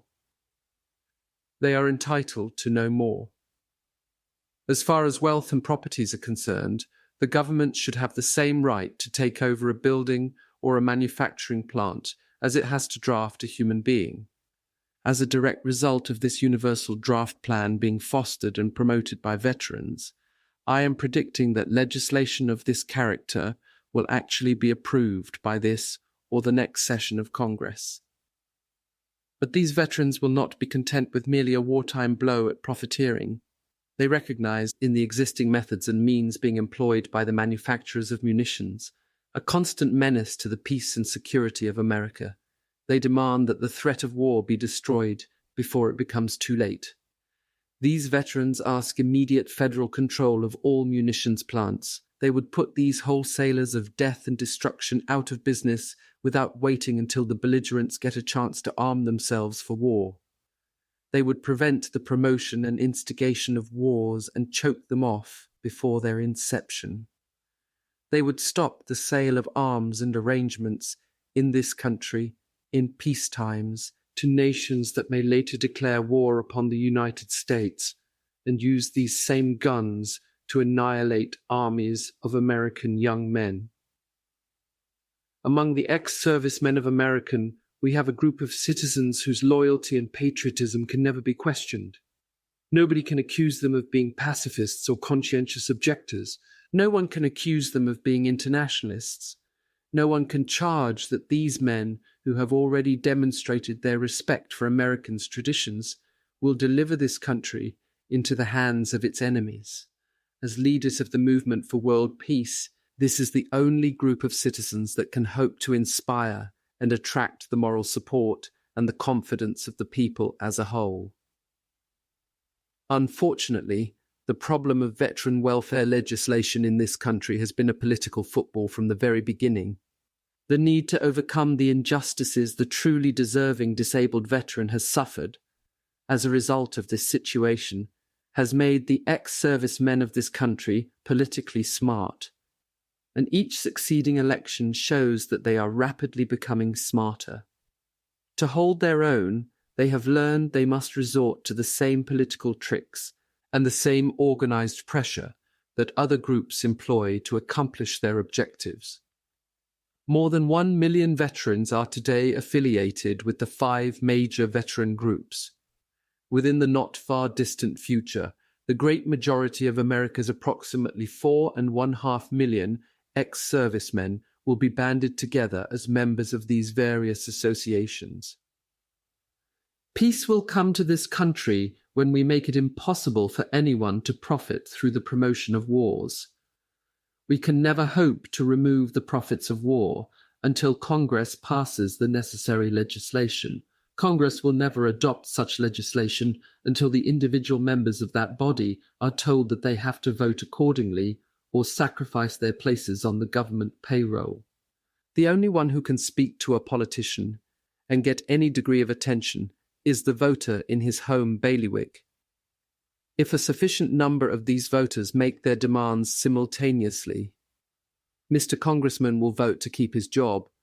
After all, the average Congress member comes from a district where are no munitions plants, and he need not worry about treading on tender toes. The 5 major veteran organizations in this country are well organized in every congressional district. The ex-servicemen represent the one organized force that can act in this direction. If those wealthy idealists and peace-loving philanthropists are sincere in their desires for peace, they will abandon their fancy theories and look these facts source in the face. If they have to give money to the cause, let them spend it in cooperation with the veteran organizations whose individual members will constitute a nationwide force of personal instructors in an educational campaign for peace. By themselves and with their relatives, veterans can influence the imposing total of at least 20 million votes, and 20 million votes will just about control any election in any man's country. When our peace advocates eventually realize and appreciate the fact that world courts, international leagues, and foreign entanglements are merely institutions designed to create further controversies, they will throw these absurd ideas overboard and turn to the who brought our last war to a close to keep us from becoming involved in the next one. Although this program is fundamentally national in scope, it has a definite relation to the peaceful security of the world as a whole. If the veterans in this country are permitted to demonstrate to the veterans of other countries how they too can lead their people away from the dangers and the havoc of war, the movement is certain to become international. The veterans of France, England, and Germany have already proved that they constitute a dominant force within the confines of their own boundaries. They too will be impelled to demand federal control of munitions plants in their respective countries, And when this is accomplished, the people of the world will be closer to universal peace and brotherhood among men than the fondest dreams our most ardent pacifists have ever anticipated. Let's quit kidding ourselves. Undated. A recent newspaper paragraph reveals that statisticians have completed a survey of the mental capabilities of the American people and have come to the discouraging conclusion that 1% of our population are morons. Based on a population estimate of 120 million individuals, these statistics would indicate we have well over 1 million morons numbered among our friends and neighbors in the United States. Personally, if this situation exists, I feel certain that this estimate must also include those who are alarmed by statistics cited in support of economic theories. That fairly sums up what I think of statistics and statisticians, and our professional economists who quote statistics to confirm the logic of their conclusions. Every book, every magazine, and every newspaper today offers a variety of causes for the Depression and 1,001 theories that are guaranteed to save the United States from complete collapse economically. The air lanes are loaded with oratorical panaceas and cure-alls. 9 out of every 10 people you meet on the street can point out 100 different weaknesses in our present economic system.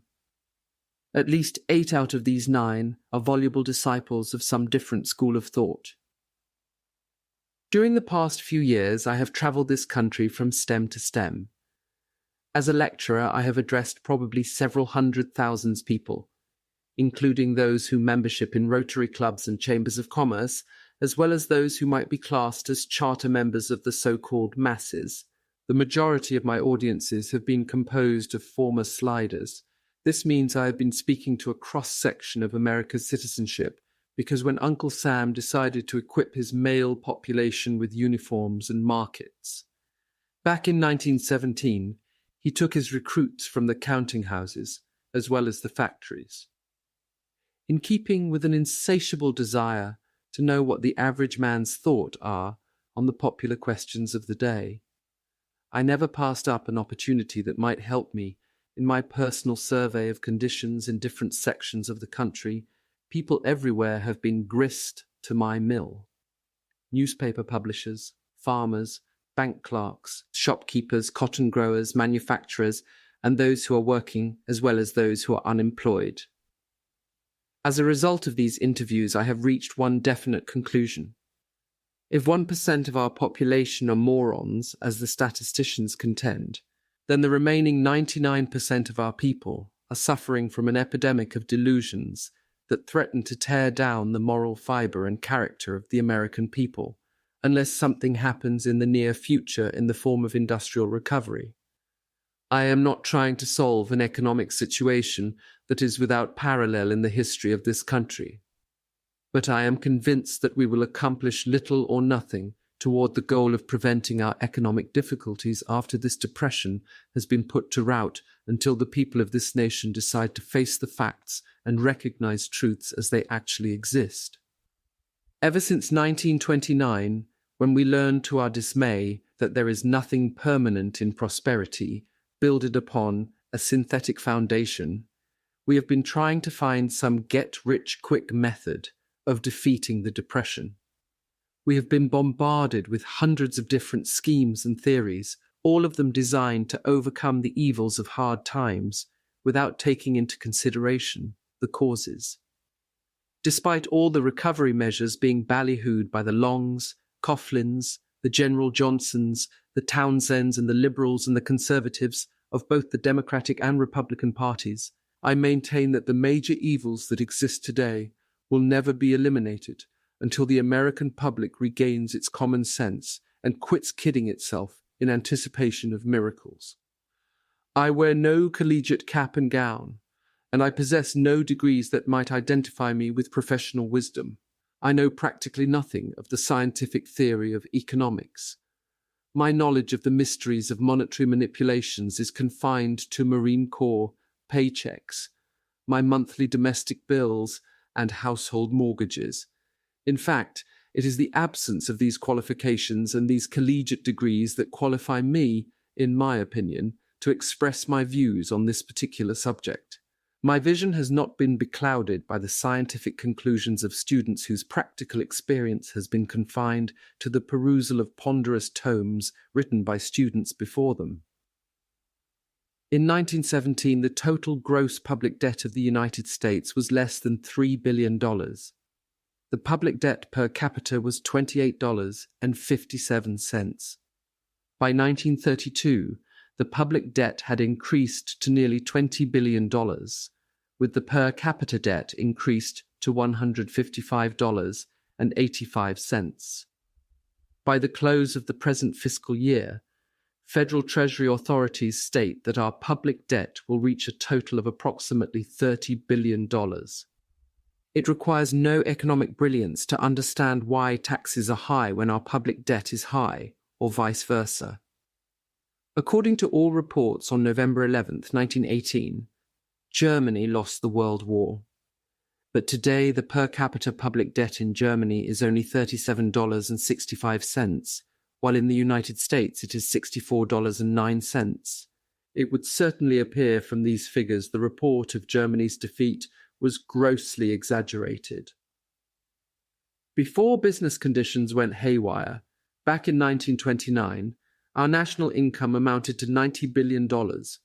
With an income of $90 billion, a tax bill of $10 billion was no serious drain on the pocketbooks of the American people. But when that income is reduced by one half and our tax bill jumps to its present status of $15 billion, the circumstances are something to worry about. Fundamentally, Uncle Sam is merely the head of a household. His problems, on a larger scale, are identical with yours and mine. The moment we, as individuals, permit our expenditures to exceed our incomes, we invite grief. The average man learns from an experience that a beer income is insufficient for champagne tastes. The thrill of keeping up with the Joneses can only be temporary because sooner or later the sheriff or the wolf is waiting at the doorstep. Our politicians and our economic experts may be able to cite 1,000 different reasons for our present plight. They can probably likewise suggest 1,000 different economic prescriptions. They can point to statistics from here to the moon and recite theories from now until doomsday. But unless they recognize that neither Uncle Sam nor anyone else can perform the miracle of spending more than he earns, they are wasting their ammunition with a barrage that is landing far beyond its target. Obviously, the tremendous burden of taxation required by the federal government is the first result of a deficit in the federal treasury. Heavy taxation, far beyond the tax limits of the average individual income, creates a similar deficit in the bank accounts of the Americans' people. If we can reduce taxes to the point where they should be, in proportion to our national income, we will release the brakes on the machine of national recovery, and once again the wheels will turn under their own motive power. Unfortunately, Uncle Sam is hardly in a position to reduce taxes while his overhead expenses are still soaring to the heights. The government must have funds with which to function, or it faces bankruptcy. Here is the point I seek to establish. The Americans' people themselves are primarily to blame for the bills Uncle Sam is forced to meet today.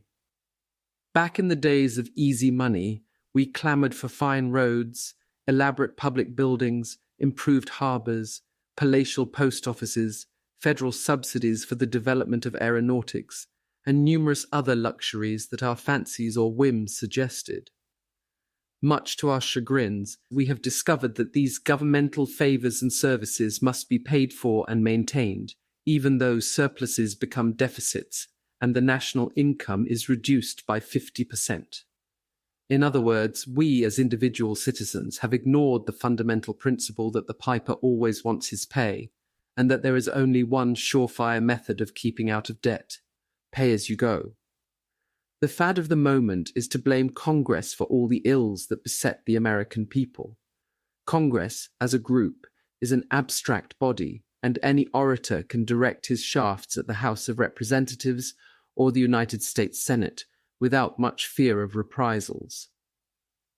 Of course, this hardly applies to public officials, because members of Congress are naturally resentful of criticism coming from any other individual who is also on the public payroll. I hold no particular brief for members of Congress, aside from the fact that they are ordinary human beings, endowed with the average amount of intelligence and the same impulses and instincts that motivate the thoughts of the average man or woman. The career of a Congress member, after all, is no different than the career of any other businessman. Every doctor, lawyer, professional soldier, merchant, farmer, and manufacturer is in reality a businessman. Each is engaged in the business of earning a livelihood. Likewise, the art of being a politician is also a business. These men are selling their services as representatives of their constituents. If a majority of a Congress member's constituents demand that he vote favorably on a pending appropriation bill, he can either set accordingly or to be prepared to return to civilian life. There are probably a few members in Congress who are situated solely by an unselfish desire to serve the nation as a whole. But the rank and file of these men, most of whom are lawyers, have practically abandoned their private enterprises and have no other major source of income aside from their salaries as either senators or representatives. In other words, the politician is not the man to blame for our present terrific tax bill. He only favors an appropriation when he feels his supporters demand either his vote or his resignation. Politicians, including the men who hold public office in cities, countries, states, as well as those in Congress, have only been doing what they have been forced to do by public sentiment and by the pressure exerted upon them by organized groups of voters. If the politician is guilty of a crime, he is guilty of doing exactly what thousands of others would do if they were in his position. He has been holding on to the only job he has. There are those who tell us that we can never achieve progress or development, either as a nation or as individuals, until we go into debt. I might agree with this theory to some extent, but when this debt grows beyond the proportions of reason and sound economics, the theory falls of its own weight. Progress is futile if its benefits are not permanent. We, the people of America, must come to our sense. This is still the government of Abraham Lincoln's day, of, by, and for the people. America must go forward. American will go forward. But let us go forward with the deliberate knowledge that our foothold on the ladder of progress is secure. Let us practice as a nation the good judgment and sound business principles that each of us must adhere to as individuals if we wish to avoid financial ruin. We can achieve this through our own efforts if we will stop to remember that we are the ones who must pay the bill and that the luxuries and benefits of progress and development will never be permanently ours until we can pay for them with the cash in hand. Let us desist in our demands for appropriations from public funds until we have surpluses that will pay the costs. Business and industry can never prosper under the yoke of terminal taxes. Remove this yoke and the people themselves will be freed of the one big burden that creates poverty and unemployment. We can change, revise, and modify our present system of taxation to our heart's content. Personally, I am convinced that certain changes are absolutely essential. I have always held the opinion that those who derive the most from the benefits we enjoy under our form of government should contribute the most toward its maintenance. To be specific, I believe in graduated income taxation, inheritance taxes, gift taxes, and an adequate levy of taxes on public utilities and those large corporations that would find it impossible to build up such surpluses in any other country. In other words, those who profit the most by government preferment, aid, federal tariffs, and protective legislation should contribute the most toward paying the cost of government.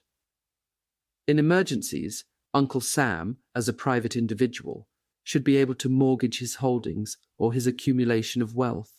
It is perfectly logical for Uncle Sam to borrow on his financial standing in order to weather the storm of a depression or any other economic crisis. At the same time, even during this borrowing process, Uncle Sam should take steps to pay back the money that is borrowed by tapping the great depositories of accumulated private wealth. We, as individuals, strive to leave this life without passing the burden of family debts to our children. Likewise, I believe that the federal government should conduct its economic affairs in a way that will guarantee freedom of debt for the generations to come. My views on the subject of taxation should not be confused with those of politicians who preach "seek the rich" merely as a vote-getting slogan. I refuse to abandon the principle that all of us, regardless of how rich or how poor we may be, are indebted to the government itself for certain benefits that all of us enjoy. Therefore, I believe that each should bear his proportionate share of the cost, based on his ability to pay and the size of his purse. And when this country is in the grip of distress, those who possess the greatest surpluses of wealth should be required to contribute the most toward wiping out existing deficits. However, revision of our tax system will by no means bring a complete solution to America's problem. Our troubles will still be with us if we continue to ignore the basic principles of simple economics. No man has ever acquired prosperity and comfort by spending more than he earns. It is folly for us, as individuals, to think that the federal government can accomplish such feats of magic. Ruinous taxes will continue to be the underlying cause of unemployment and a constant drain on the resources of business and industry. As long as the people of this country ignore the feat that none of us can ever hope to get something for nothing, we, the people, must foot every bill incurred by Uncle Sam.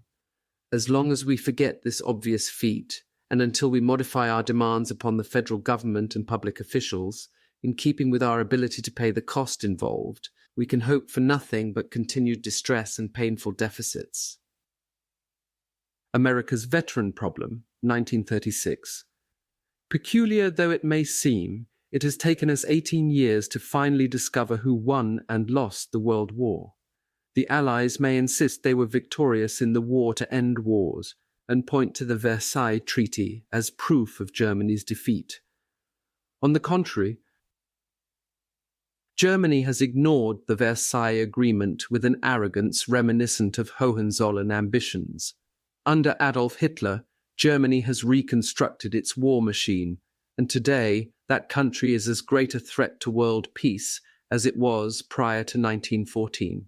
In recognition of the stark, brutal truth, we are forced to admit that the World War was a source of profit only to the ammunition's makers, while the soldiers of Germany and Austria, as well as the soldiers of England, France, and the United States, are the only ones who have suffered losses that can never be repaired.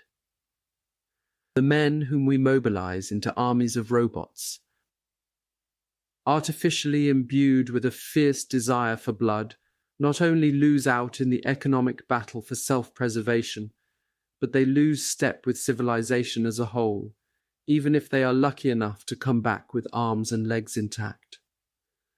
Men whom we train to be killers in time of war are never again the same individuals whom we draft from the fields, from the factories or the shops before they become human machines of war.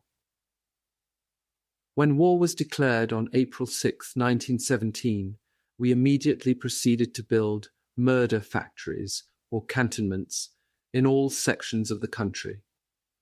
We took boys out of school, young men from behind counters, and husky farm lads from the wheat fields, and placed them in the hands of professional soldier instructors in these various assembly plants. During the course of several weeks of rigorous training, we remolded these young Americans. With the tools of severe discipline, strict military supervision, soldier psychology, and hate-provoking propaganda, we transformed 4 million lovable, easygoing American youths into grim-jawed, determined, bloodthirsty killers. They were carefully coached in the use of the bayonet and even told how to grunt and swear as they rushed at a helpless victim. Hard-boiled sergeants showed these mild-mannered youngsters how to withdraw a bayonet from the body of a slain enemy with the least possible delay. A hobnailed boot on the chest of a prostrate body, with a sharp upward twist, they were told, would do the trick with neatness and dispatch. With the aid of Liberty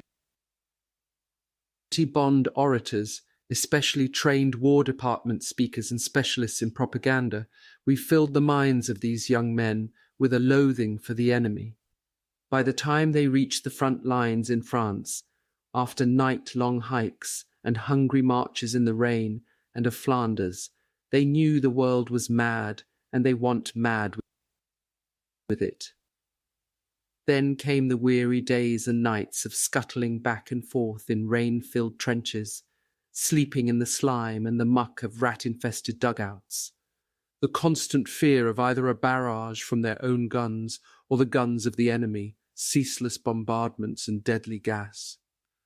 Numbed with fright, their ears deafened by the constant roar of big guns, their nerves wrecked by the shock and concussion of exploding shells, these men caught in the cauldron of war lost their youth almost overnight. Finally, the armistice brought this havoc to a conclusion. Man had spent his wrath and his strength. Even the professional soldiers who had lived their entire lives as disciples of the war gods were disheartened and soul-weary. We brought these men back to America and shipped them to the cantonments nearest their homes. In less than 60 seconds after they received their final discharge, we again regarded them as civilians. Although they were given intensive training in the art of becoming killers, we gave them no help or training in their readjustment, mentally and psychologically, to the ways of peace. All too abruptly, Uncle Sam gave each of them an honorable discharge and a railroad ticket. We sent them back to their parents and their loved ones, still dazed and numbed by the horror and chaos of war. There were no orators, no lecturers, no psychologists, nor philosophers to help these men understand the transformation that had taken place within themselves, or the changes wrought by the war upon society as a whole. The vast majority of those who made up our armed forces, literacy tests revealed, were mentally incapable of making this diagnosis for themselves. They were young, provincial, unsophisticated, and unsuspecting when they were taken from their homes. While they were gone, they learned only one thing: the lust for blood. International bankers may have lost their investments, nations may have lost territories, great military figures may have lost their prestige, and civilians of both the Allied countries and Germany may have lost some sleep. But the man who battled with the elements at sea or crept forward on their stomachs under a hail of bullets suffered the only irreparable losses that wars create when they sacrificed their bodies, their normal outlook on life, and their youth. Today, we have more than 100 government hospitals filled to capacity with those lads we sent back to civilian life following the armistice. They are no longer boys in years, but of the average age of 45. Mentally and physically, the great majority of them might as well be 60 and 70. Approximately 350,000 World War veterans are receiving help and care from the federal government in the form of compensation for disabilities that have interfered with complete rehabilitation. These men, however, compose only a small percentage of those 2 million overseas veterans whose shattered bodies and wrecked nervous systems are constant reminders of the experiences they underwent 18 years ago.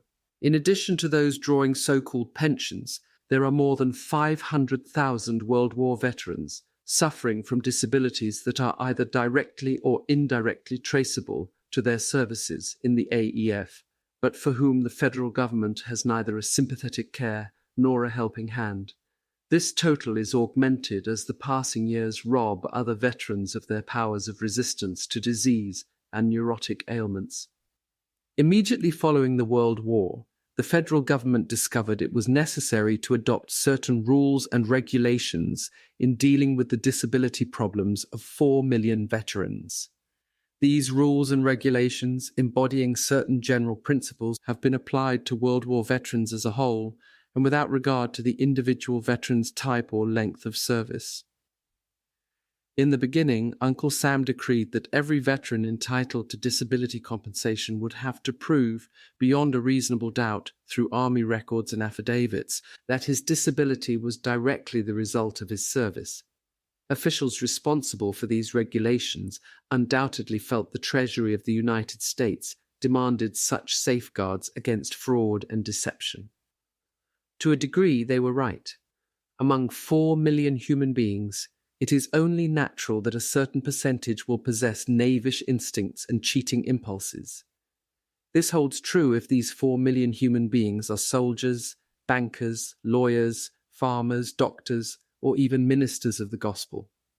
Segregate 4 million people in any section of the United States and you are certain to find a similar percentage of thieves and forgers, murderers and crooks, income tax evaders, and grafting public officials. In applying these strict rules and regulations to a group of men who were suddenly taken from their homes, crowded into the holds of ocean-going ships and reached across the seas to a foreign country, where they were told to kill or be killed, there are certainly some grounds for tolerance and understanding, even at the sacrifice of economy. For about 2 years, our government naturally showed a desire in this direction. In 1930, Congress enacted a law known as the Disability Compensation Act. It was created for the aid and assistance of World War veterans unable to provide legal proof and testimony that would convince the federal government their disabilities were actually incurred while in the service.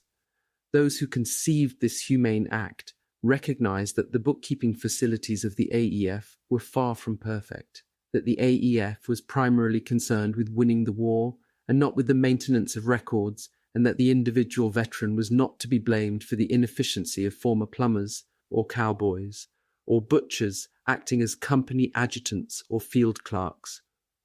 They recognized the fact that companies and divisions were moved from one point to another under cover of darkness.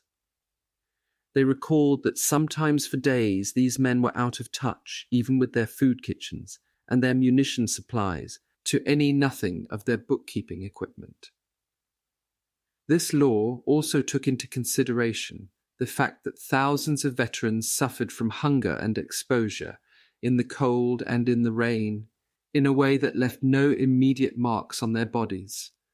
Any number of frontline veterans will testify that they were not always warned of the presence of gas. The poisonous gases let loose by the Germans had a vicious habit of seeking low places.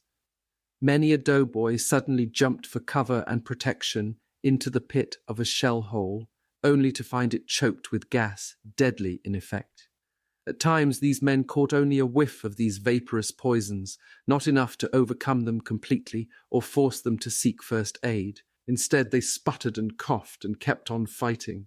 Many a veteran even refused to confess to a touch of gas, for fear his comrades might question his courage, or suspect him of building up an alibi that might take him to safety in the rear. Others feared a trip to a field hospital would mean separation from the payroll, and buddies who provided the last human link with what was left of civilization. Every AEF veteran will recall the loneliness and hardships of soldiers who became casuals, attached to strange outfits and perhaps forever separated from their own organized units. Back in 1917 and 1918, the men of the AEF were healthy, vigorous, and in the prime of life. If they came through a skirmish with their limbs in place, they felt sure their stamina would help them overcome the dangers of infection in a slight shrapnel wound or a whiff of gas. They preferred to beg for a dab of iodine or a couple of CC pills, rather than risk losing the companionship of their own comrades. None of these youths ever suspected that advancing years would weaken resistance powers to shattered nerves or weakened lungs. If they did, it never occurred to them that Uncle Sam would someday say, "There is nothing on your service record to support your claim. We have no legal evidence and no witnesses to prove you inhaled this gas or this growing infection in your leg is an old shrapnel wound." None of Uncle Sam's doughboys ever thought that he would have to have a group of eyewitnesses to testify they saw him lying for hours in a rain-filled shellhole while doing patrol duty. None of Uncle Sam's doughboys, during the bombardment of Verdun or in the midst of the Argonne slaughter, ever paused to reflect on the necessity of having a personal audience or a camera to observe every act he performed, although the heaviest fighting usually took place in pitch darkness, and it was worth a court-martial even to light a cigarette. The law that took all these facts into consideration, the Disability Compensation Act, lived less than 3 years. It became effective in 1930, and in 1933 was repealed by the so-called Economy Act, designed to maintain the credit of the nation. With one stroke of the pen, our lawmakers suddenly decided that 500,000 World War veterans suffering from disabilities that made it impossible for them to work, even if they could find employment, would have to shift for themselves. At that particular time, the country was in the grip of a sudden hysterical demand for economy. In response to this clamour, the politicians decided that political shrewdness required action. They armed the budget up one side and down the other, searching for an expenditure that could be eliminated and still only antagonize that group which represented the smallest organized band of voters. They picked on the veteran. Despite all the predictions of panic and calamities, the reduction in veteran expenditures was the only major step taken to reduce the costs of the federal government. As soon as this was accomplished, the fad for economy became unpopular and was forgotten by the politicians. On the contrary, they immediately launched upon a spending spree that would put the traditional drunken sailor to shame. For example, we threw 500,000 veterans, each of them disabled physically, into the streets and took away their compensation, ranging from $12 to $40 a month. We turned around and created the Civilian Conservation Corps, with jobs for 300,000 boys and young men for a flat wage of $30 a month. We repudiated the man who was physically unable to take care of himself, and who had proved by actual service his right to expect a favour from the federal government. We took to our hearts and to our pocketbooks the young and physically able individual whose only claim for favourable consideration from Uncle Sam was the fact that he happened to be living within the confines of the United States. The circumstances that made the Disability Compensation Act both logical and humane were by no means repealed when the law itself was wiped from the statutes. Those same circumstances exist today in even a greater degree. Because of these conditions, the American people may just as well resign themselves to the fact now that sooner or later we must have a general pension act that will provide care and compensation for World War veterans suffering from disabilities that make it impossible for these men to take care of themselves. This World War Veterans Pension Act is inevitable. Its advent is as certain as the dawn of tomorrow. The politicians who prefer to confine federal expenditures to appropriations that can be divided among their campaign contributors can howl as they please. The United States Chamber of Commerce, the National Economy League, the Manufacturers Association, the American Liberty League, and the many other groups that are anxious to keep down federal expenditures in order to keep income taxes at a minimum, know that the demand for a World War Pension Act is on the horizon. Down in their hearts, they also know, despite all the opposition they may be able to promote, that a World War Pension Act will eventually be enacted. That group of industrial leaders, bankers, and others commonly regarded as representative of big business, the individuals who compose the memberships of the organizations named above, are fiercely opposed to a World War Pension Act because the burden of cost naturally be met through taxation. Uncle Sam derives the major portion of his revenue through income taxes. Every step to increase governmental expenses is a threatened increase in income taxes.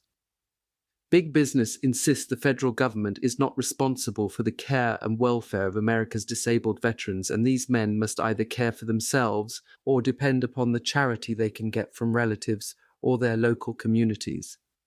With the hope of protecting themselves against an increase in income taxes, those who oppose the suggestion of a World War pension prefer to discredit the veteran, his sacrifices and the services he rendered to the nation in time of war, by castigating him as a treasury raider and a parasite upon the body politic.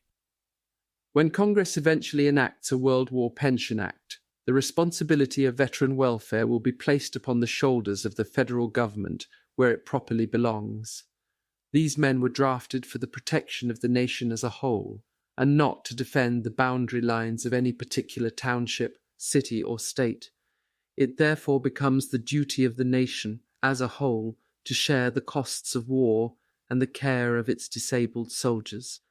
This is not only a moral obligation, it is a sound socio-economic policy that divides the burden of cost between all taxpayers in all sections of the country. It is neither fair nor equitable to force any one particular state and its citizens to assume the major burden of this expense. In the 18 years since the armistice, World War veterans have moved from one state to another, seeking climatic conditions that are best suited to their health. In the Southwest alone, thousands of veterans from other sections of the country have settled to live in the only climate that offers relief from tubercular afflictions. There is no reason why the tax-paying citizens of Arizona and New Mexico should be forced to assume the responsibility for disabled veterans who have moved to their states from every other part of the country. After having lived for years and paid taxes in Pennsylvania or New York, thousands of veterans have moved to other states in search of employment, or for some other reason. The same condition holds true in every corner of the country. As a result, one state may have a large veteran population, while a neighboring state may have comparatively few. There is one inescapable fate in the aftermath of every war. The bill must be paid. It is inevitable that the people themselves must pay that bill. This expense may be met either directly or indirectly through federal, state, or local taxation or charity. We have not yet reached that stage in America where people are left to die or suffer in the streets. If disabled veterans are unable to get help from the federal government, they will be forced to turn to local agencies. Nevertheless, the people will pay. If these veterans are left to charity, the care of veteran organizations, the American Red Cross, county and state poor farms and hospitals, the burden of cost still rests upon the individual citizen. However, unless this cost is shared by every taxpayer in the country, we saddle the expense upon the shoulders of a few within the confines of certain countries and states. By dividing this cost between taxpayers as a whole, the proportionate share of each taxpayer's contribution will be that much smaller. This deduction involves no mysterious arithmetical computations and no complicated theories. The problem is national in scope. The solution is simple. The sooner this fact is accepted by the American people at large, the more quickly will we be able to dispose of our disabled veteran problem and definitely remove it from the field of politics. Under existing conditions, and even after we have given our disabled veterans the consideration they deserve, the soldiers who took part in the World War will still be the only real losers in that unforgettable conflict between nations. Government aid for veterans, undated. Well, if you boys haven't taken the wind out of my sails, I'm telling you, I'm a changed man. Gimlet eye, stormy petrel, me, I'm a cooling dove. I'm a woolly lamb that's forgotten how to say ba-ah. I'm going around these days with a smile stretched across my face from ear to ear. Because why? Because you boys are yourselves again, that's why. And is it good to have you back? Why, doggone it, you've got me all sentimental. Just a few months ago I thought you'd all gone forever. I couldn't seem to find a single trace of the boys I used to know. I thought they'd all gone and changed into a lot of dummies, standing around with kick-me signs pinned to their coat-tails. Oh, I heard 'em whining some, and here and there were still a few that stood up and talked like men, but most of them were just so many silly geese. They acted like they were out to show they could take it. Who wants a soldier who only knows how to take it? What does it prove? A straw dummy in bayonet drill can take a lot of punishment too, so that's nothing to brag about. But there, I'm not mad. I still get a little hot around the collar when I think of the miseries and injustices and rotten discriminations you have been up against for years, and I haven't forgotten that we've still some distance to travel. But on the whole, I'm mighty well pleased with the way you boys have gotten together and backed your enemies up against the ropes. You see, I just about give up all hope. I honestly thought you blessed dimwits had forgotten how to fight. All I could see was you taking punches, punches on the chin, punches that had you groggy, and that damn near had me delirious. Here I was, going around yelling my head off at you, and thought you didn't even hear me. Congress and Wall Street and our leading financial geniuses, whatever they are, and the Economy League and a lot of stuffed shirts who strut on the millions of dollars their crooked old granddads sold their souls to the devil to get, were calling you names and kicking you downstairs and blaming you for everything from the price of wheat to the last California earthquake, and you were taking it. First you let them use you. I don't blame you for that. I've been doing the same thing all my life, and I don't know yet how it can be helped. It's pretty easy to be against war. Who isn't? Except, of course, the munitions manufacturers and the ghouls who are only too glad to translate human lives and blood and all the other hideous penalties of war into terms of personal profit. But being against war doesn't do us much good when war is once declared. It's only a very ignorant person or a fanatic who believes that individual opposition to war or individual refusal to participate in war can do away with war. If every man, woman and child in the United States refused to have anything to do with active participation in war, that still wouldn't affect the causes of war, which are international hatred, nation ambition and envy, and racial differences and economic rivalries. No, the world being what it is and human nature being what it is, you can't do away with war merely by recognizing war's bitter futility. Once this country is in a state of war, there isn't anything for you and me and every other red-blooded man in the United States to do, except to try our best to make it as short as possible. Secretary of War Dern recently made a fine, intelligent speech in which he said that it isn't the army that causes war. People cause war, and the army stops it. He's right, and only a shallow, superficial, half-naked mind could think otherwise. But I'm getting away from my subject. I was saying that soldiers and sailors and marines do the dirtiest and most dangerous jobs in the country when they're called upon. It isn't that we like to kill. We don't really enjoy handling the gun or the bayonet that sends a human soul out into the great unknown. We don't prefer army rations to any other food we ever ate, and most of us have better beds at home than we get in the trenches or in no man's land. No, you know and I know. And anyone with a grain of sense should know that men fight wars because there are wars to fight, and because as men, there isn't anything we can do except fight. It's our job. It's any man's job to fight when his country is at war. But the thing that burns me up is the way governments and people change once a war is over. Yesterday's heroes become today's blackguards, treasury raiders, snipers behind the lines, and everything else down to and including yellow dogs. A man sacrifices his job, his wife and children, his health and his happiness, and then, when he's down and out, sick, perhaps maimed, if he so much as asks his country to give him enough medicine to keep from dying, enough food to keep from starving, and enough money to pay for a roof over his head, millions of our best people, meaning the richest and stingiest, and bankers and newspaper editors and big income taxpayers, raise their voices to heaven in loud, long yells of protest and rage.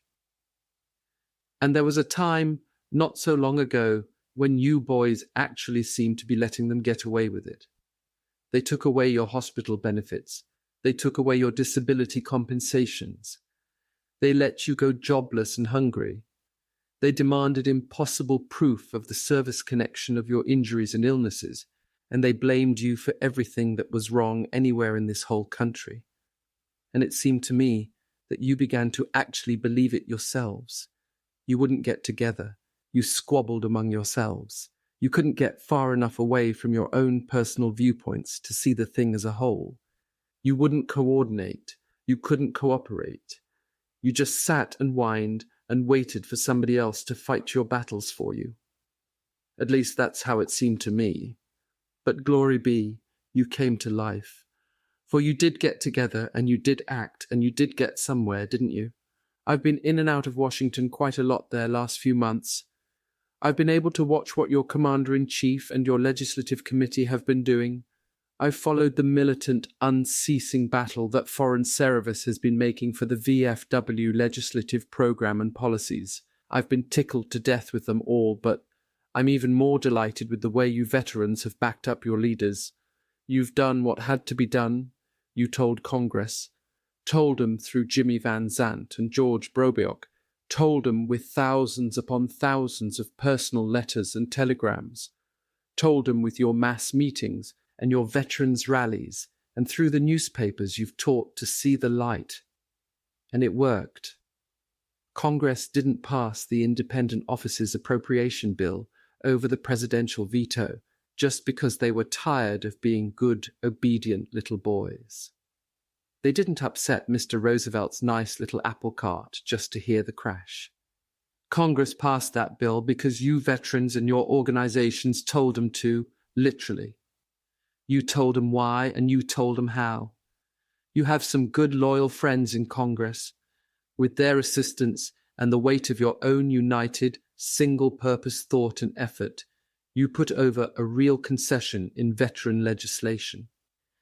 Every Spanish-American war veteran, every blind World War veteran, every one of those 29,000 totally disabled, presumptive cases whose names have been restored to the government pension rolls by the Independent Offices Appropriation Bill, have the veterans of foreign wars of the United States to thank for that fact.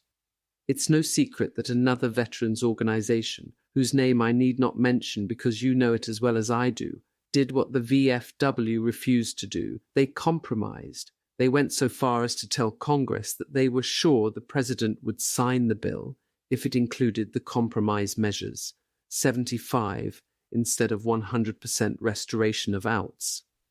They must have felt plenty silly when Congress believed them and accepted the amendments, and then President Roosevelt vetoed it anyway. And they must have felt even sillier when Congress passed that bill over the veto by such a huge majority that it was perfectly evident the bill would have been safe, amendments or no amendments. At this time of writing, nobody knows what's going to happen to HRY, the bonus bill. No one can even guess. A lot of editorial writers and other bright boys guessed on the other, and they guessed wrong. Lots of people were plenty surprised when H.R. Fun was passed by 295 to 125 votes in the House. By the time these words are in print, the immediate cash payment of adjusted service certificates may be a closed issue for this congressional session. It may pass the Senate. If it does, the president's pretty sure to veto it, as you all know. If he does, I think it still has a mighty good chance of being passed over his veto. The first and greatest hurdle it must jump is the Senate vote. In the meantime, you and I, and every other soldier and veteran in the United States, must keep on working and fighting and pulling together. Even with the Independent Offices Appropriation Act, even if the bonus bill passes, we must not forget for one moment that there are still 500,000 sick and disabled veterans in this country of ours who have been completely eliminated from the federal pension rolls. We must not forget that these men are just as much the victims of war as the men who lost their lives on the battlefields of France. We must not forget that we, you and I, and the VFW and veterans in general, must stand together between those 500,000 men and death, between them and their families and starvation or charity. Men, this war ain't over yet. I've a mighty strong suspicion that this fight is a permanent fight. We've not only got to keep the veterans' welfare legislation we already have, But we've got to go and get more. We can't stop until every disabled veteran in this United States is being cared for by his country as he ought to be cared for. We can't stop until every heartbroken widow and orphan of a veteran is being given at least a decent living and a chance to live. If there's anything under heaven that makes me jump up and down and howl with rage, it's the way the United States of America is treating the wives and children of the fine, husky, brave lads and men who died in its honor and defense. $30 a month, we tell these sad-eyed women. We broke your heart and took away the men you loved and robbed your children of their father's love and care. So in return, and by way of cancelling our debt to you and yours, here's $30 a month for yourself, and $6 or $8 each for your minor children. Isn't that big-hearted? No, sir, let me tell you something. As long as there are wars, which means as long as human nature endures, as long as there is human pride and selfishness, and the age-old death struggle between right and might, just so long will honest, decent, civilized men and women have to fight the forces of greed and power and wealth and man's natural sinfulness. And just so long will soldiers have to fight their own as well as their country's battles. If there's one thing the last year should have taught us, it is that legislation is never a permanent quantity. Just when it gets to the place where this country is doing the decent, fair, honourable thing by the men whose service and sacrifice have made this country what it is, a new Congress will convene and start meddling with the statute books. They pick on the laws having to do with government aid for veterans. The chip on Uncle Sam's shoulder as told to Barney Yanofsky, undated. If thine eye offend thee, pluck it out and cast it from thee. It is better for thee to enter into life with one eye, rather than having two eyes to be cast into hellfire. Matthew 18:9. Oh. I refuse to accept the theory that war is inevitable. I believe it is stupid to assume that men must fight periodically as an outlet for pent-up hatreds and jealousies. I am not convinced the Creator gives his benign blessing to war as a means of ridding the world of its surplus population. I find it impossible to agree with militarists who preach the necessity of massive armaments in order to preserve peace, nor do I have much patience with the pacifist who pretends to believe he can free the world from the scourge of war if people will simply refuse to bear arms under any circumstances. There are three classes of militarists in America. The first class includes the brass hats in the active military service. These men are naturally anxious to perpetuate their careers in the profession they have chosen. Expansion of the Army, Navy, and Marine Corps automatically increases the prospect of promotions. In the regular service, the buck private aspires to the chevrons of a corporal. No corporal is happy until he becomes a sergeant. The sergeant is unhappy until he becomes a commissioned officer. The second Louis yearns for bars of silver. The first lieutenant craves the double bars of a captain. The captain visualizes himself as a major. The major pines for the status of a colonel, and so on up the ladder of military success and bigger pay envelopes. The second class of militarists in this country is composed of bankers who specialize in foreign investments, owners of ships that travel the high seas, exporters who make their profits through world trade, the makers of munitions, and those who deal in commodities the government always needs in tremendous quantities when it goes to war, such as cotton, oil, and wheat. All of these have exclusively selfish objectives in view, and they want Uncle Sam Ton have the biggest army and the biggest navy in the world to preserve their profits.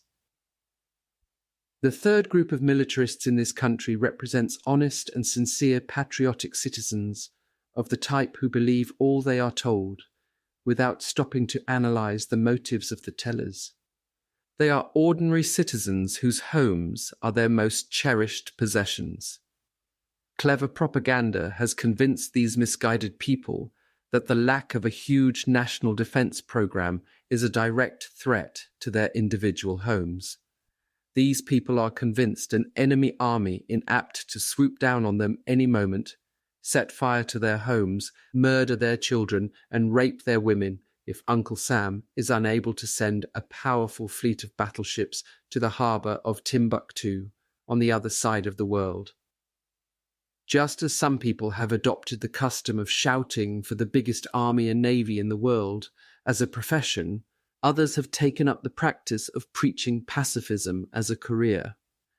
I have no sympathy with this group because it is content merely with preaching abstract theories that mean less than nothing to the honest soul who wants to work for pieces but doesn't know what to do or how to do it.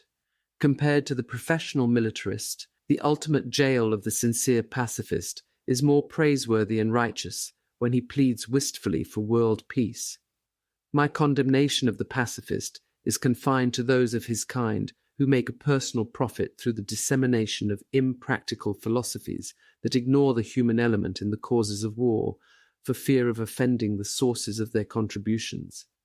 I will never be convinced of the sincerity of these who profess a desire for peace for America and the world until they show gumption enough to go after these goals with the same practical methods a politician adopts to gain his objectives, or a shrewd businessman employs in the promotion of his profits. If America hopes to force the idea of peace down the throats of other peoples, we must first demonstrate we can keep ourselves out of war. The dove of peace may seem to be hovering over the tables of international peace conferences and discussions, but when diplomats, statesmen, and politicians are gathered around those tables, you can be sure the dove of peace is only a vulture in disguise. Every international peace conference that has ever been held with the purpose of preserving the powerful relations of the major powers of the world has been a complete failure.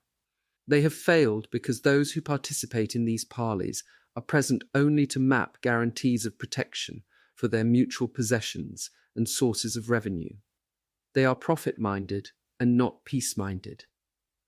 The subject of peace is only a smokescreen to shield their cagey maneuvers in the fields of diplomacy and international intrigue. Their peace pacts have been splendid instruments of harmony until somebody started a war. Stripped of all camouflaging, competition for world trade stands out as the cause of nearly every major war in the history of the United States and the world at large. In the term world trade, I refer to international financial loans and credits and the purchase of foreign bonds by investors, as well as the buying and selling of ordinary merchandise and commodities. Those who framed our Constitution were not unmindful of the profits to be made through trade with other countries. The story of the colonies discloses that friction with England, the mother country, was first aggravated over the subject of free trade and the right of the colonists to sell their wares to customers outside the British Empire. Back in 1775, America was desperately in need of the profits to be made from trading with the East Indies and European countries. In those days, the sustenance of the colonies depended upon our exchange of goods with other countries. Our forebears were still struggling with the wilderness, leasing in machinery and equipment that could produce many of the necessities of life and ordinary comforts. But even in those days, we had prominent citizens who were amassing great fortunes as merchants and shipowner who were profiting from business negotiations abroad. You will find the names of some of these individuals who were engaged in this profitable business affixed to the Declaration of Independence at the time of its adoption. This was the hour in which America adopted the policy that demands freedom of the seas, a phrase that was partially responsible for the Revolutionary War, and for every war the United States has had seized them with another country. This freedom of the seas policy has been the chip on Uncle Sam's shoulder ever since we found out we could lick even the British Empire if our shores are invaded. Since 1775, America has witnessed a tremendous rise and fall in its fight for world trade. Recent years have given birth to great strides of progress in other countries. The spread of education and enlightenment, the adoption of modern business methods, machinery and equipment designed to create volume production, has forced America to share its world trade business with other nations. Alarmed by their dependence upon America, These countries have contrived to make themselves nearly independent of commodities they formerly purchased from the United States. Others have adopted American business tricks in order to compete with and undersell Uncle Sam. The losses the United States has suffered in the field of world trade leave this country today a favorable trade balance of insignificant proportions. In 1937, we are exporting less than 10% of all we produce in the United States. In 1929, just before we felt the full effects of the Depression, the value of our merchandise exports amounted to more than $5 billion. In 1934, our merchandise exports dropped in value to hardly more than $2 billion. In 1954, our merchandise exports dropped in value to hardly more than $2 billion. In 1929, the value of our imports was approximately $4.5 billion, and 3 years later it amounted to about $1.5 billion. Over a period of years, our favorable trade balance has not amounted to more than approximately $0.5 billion annually. In 1917, when our export business was nearly 4 times as great as it was in 1910, 4 years before the World War started in Europe, our exports were worth approximately $6 billion, and our imports nearly $3 billion. In 1910, we had a favorable trade balance worth about $279 million, which is indicative of the value of our world trade in years unaffected by war or economic depression. For the sake of argument, let us assume that $3 billion worth of world trade was at stake in 1917, when Germany's submarines threatened to throttle America's foreign trade and take possession of the highways of the 7 seas for the fatherland in the event of a German victory. To save $3 billion worth of world trade, plus the money invested in European securities, we jumped into a war which experts say to date has cost us at least $50 billion in money alone, to say nothing of the lives that have been ruined or lost. We will still be paying for the world war for a generation or two to some, and the final bill will probably amount to at least $100 billion. All this sacrifice in dollars alone to protect a normal favorable trade balance of not more than $0.5 billion and our freedom of the seas policy. America must face the cold, brutal facts. The people must eventually decide whether or if we want to sacrifice our manhood on the field of battle and struggle under the load of taxation that is created by wars merely to save the business enterprises and profits of a handful of our citizens. World conditions have reached the point that forces America to look elsewhere for revenues than the loan profits available in world trade. We can no longer hope to compete with countries in the Orient and in Europe, where people will labor at back-breaking jobs for a mere pittance. Cheap labor costs in Europe and in the Far East are making it possible for our competitors in world trade to undersell the American manufacturer and merchant. South America can buy, from Japan or Europe, commodities at a price delivered to its own doorstep far more cheaply than the American manufacturer can sell these same commodities FOB his own factory.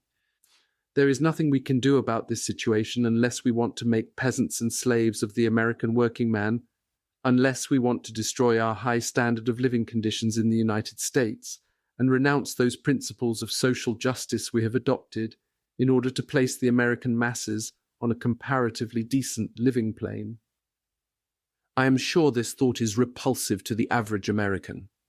The very suggestion we should reduce our standard of living in this country in order to bid for world trade on equal terms with our competitors is repugnant to every clear-thinking, fair-minded, patriotic American citizen. With the realization this change in world trade conditions no longer justifies an international policy that commits us to war, if a foreign power involved in a war with some other country interferes with our shipping, we should be ready to abandon that relic of the ancient past, our freedom of the seas policy. There is no longer either an economic or humanitarian reason why this sacred cow of American traditions should not be led to the butcher's block.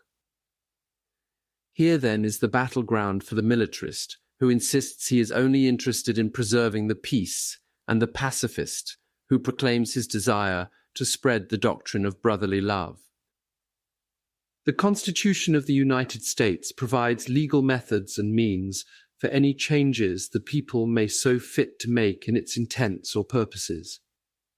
If the sincere workers for peace will mobilize their forces in every community, just as the practical politician does in every precinct, the legislators in every state will be quick to approve the necessary amendment to the Constitution of the United States. When a sufficient number of states approve this amendment to strike the freedom of the seas policy from the Constitution of the United States Congress will act accordingly. The legislators in the individual state legislatures and members of the House of Representatives and the United States Senate will respond to the will of the voters because the voters are their source of bread and butter.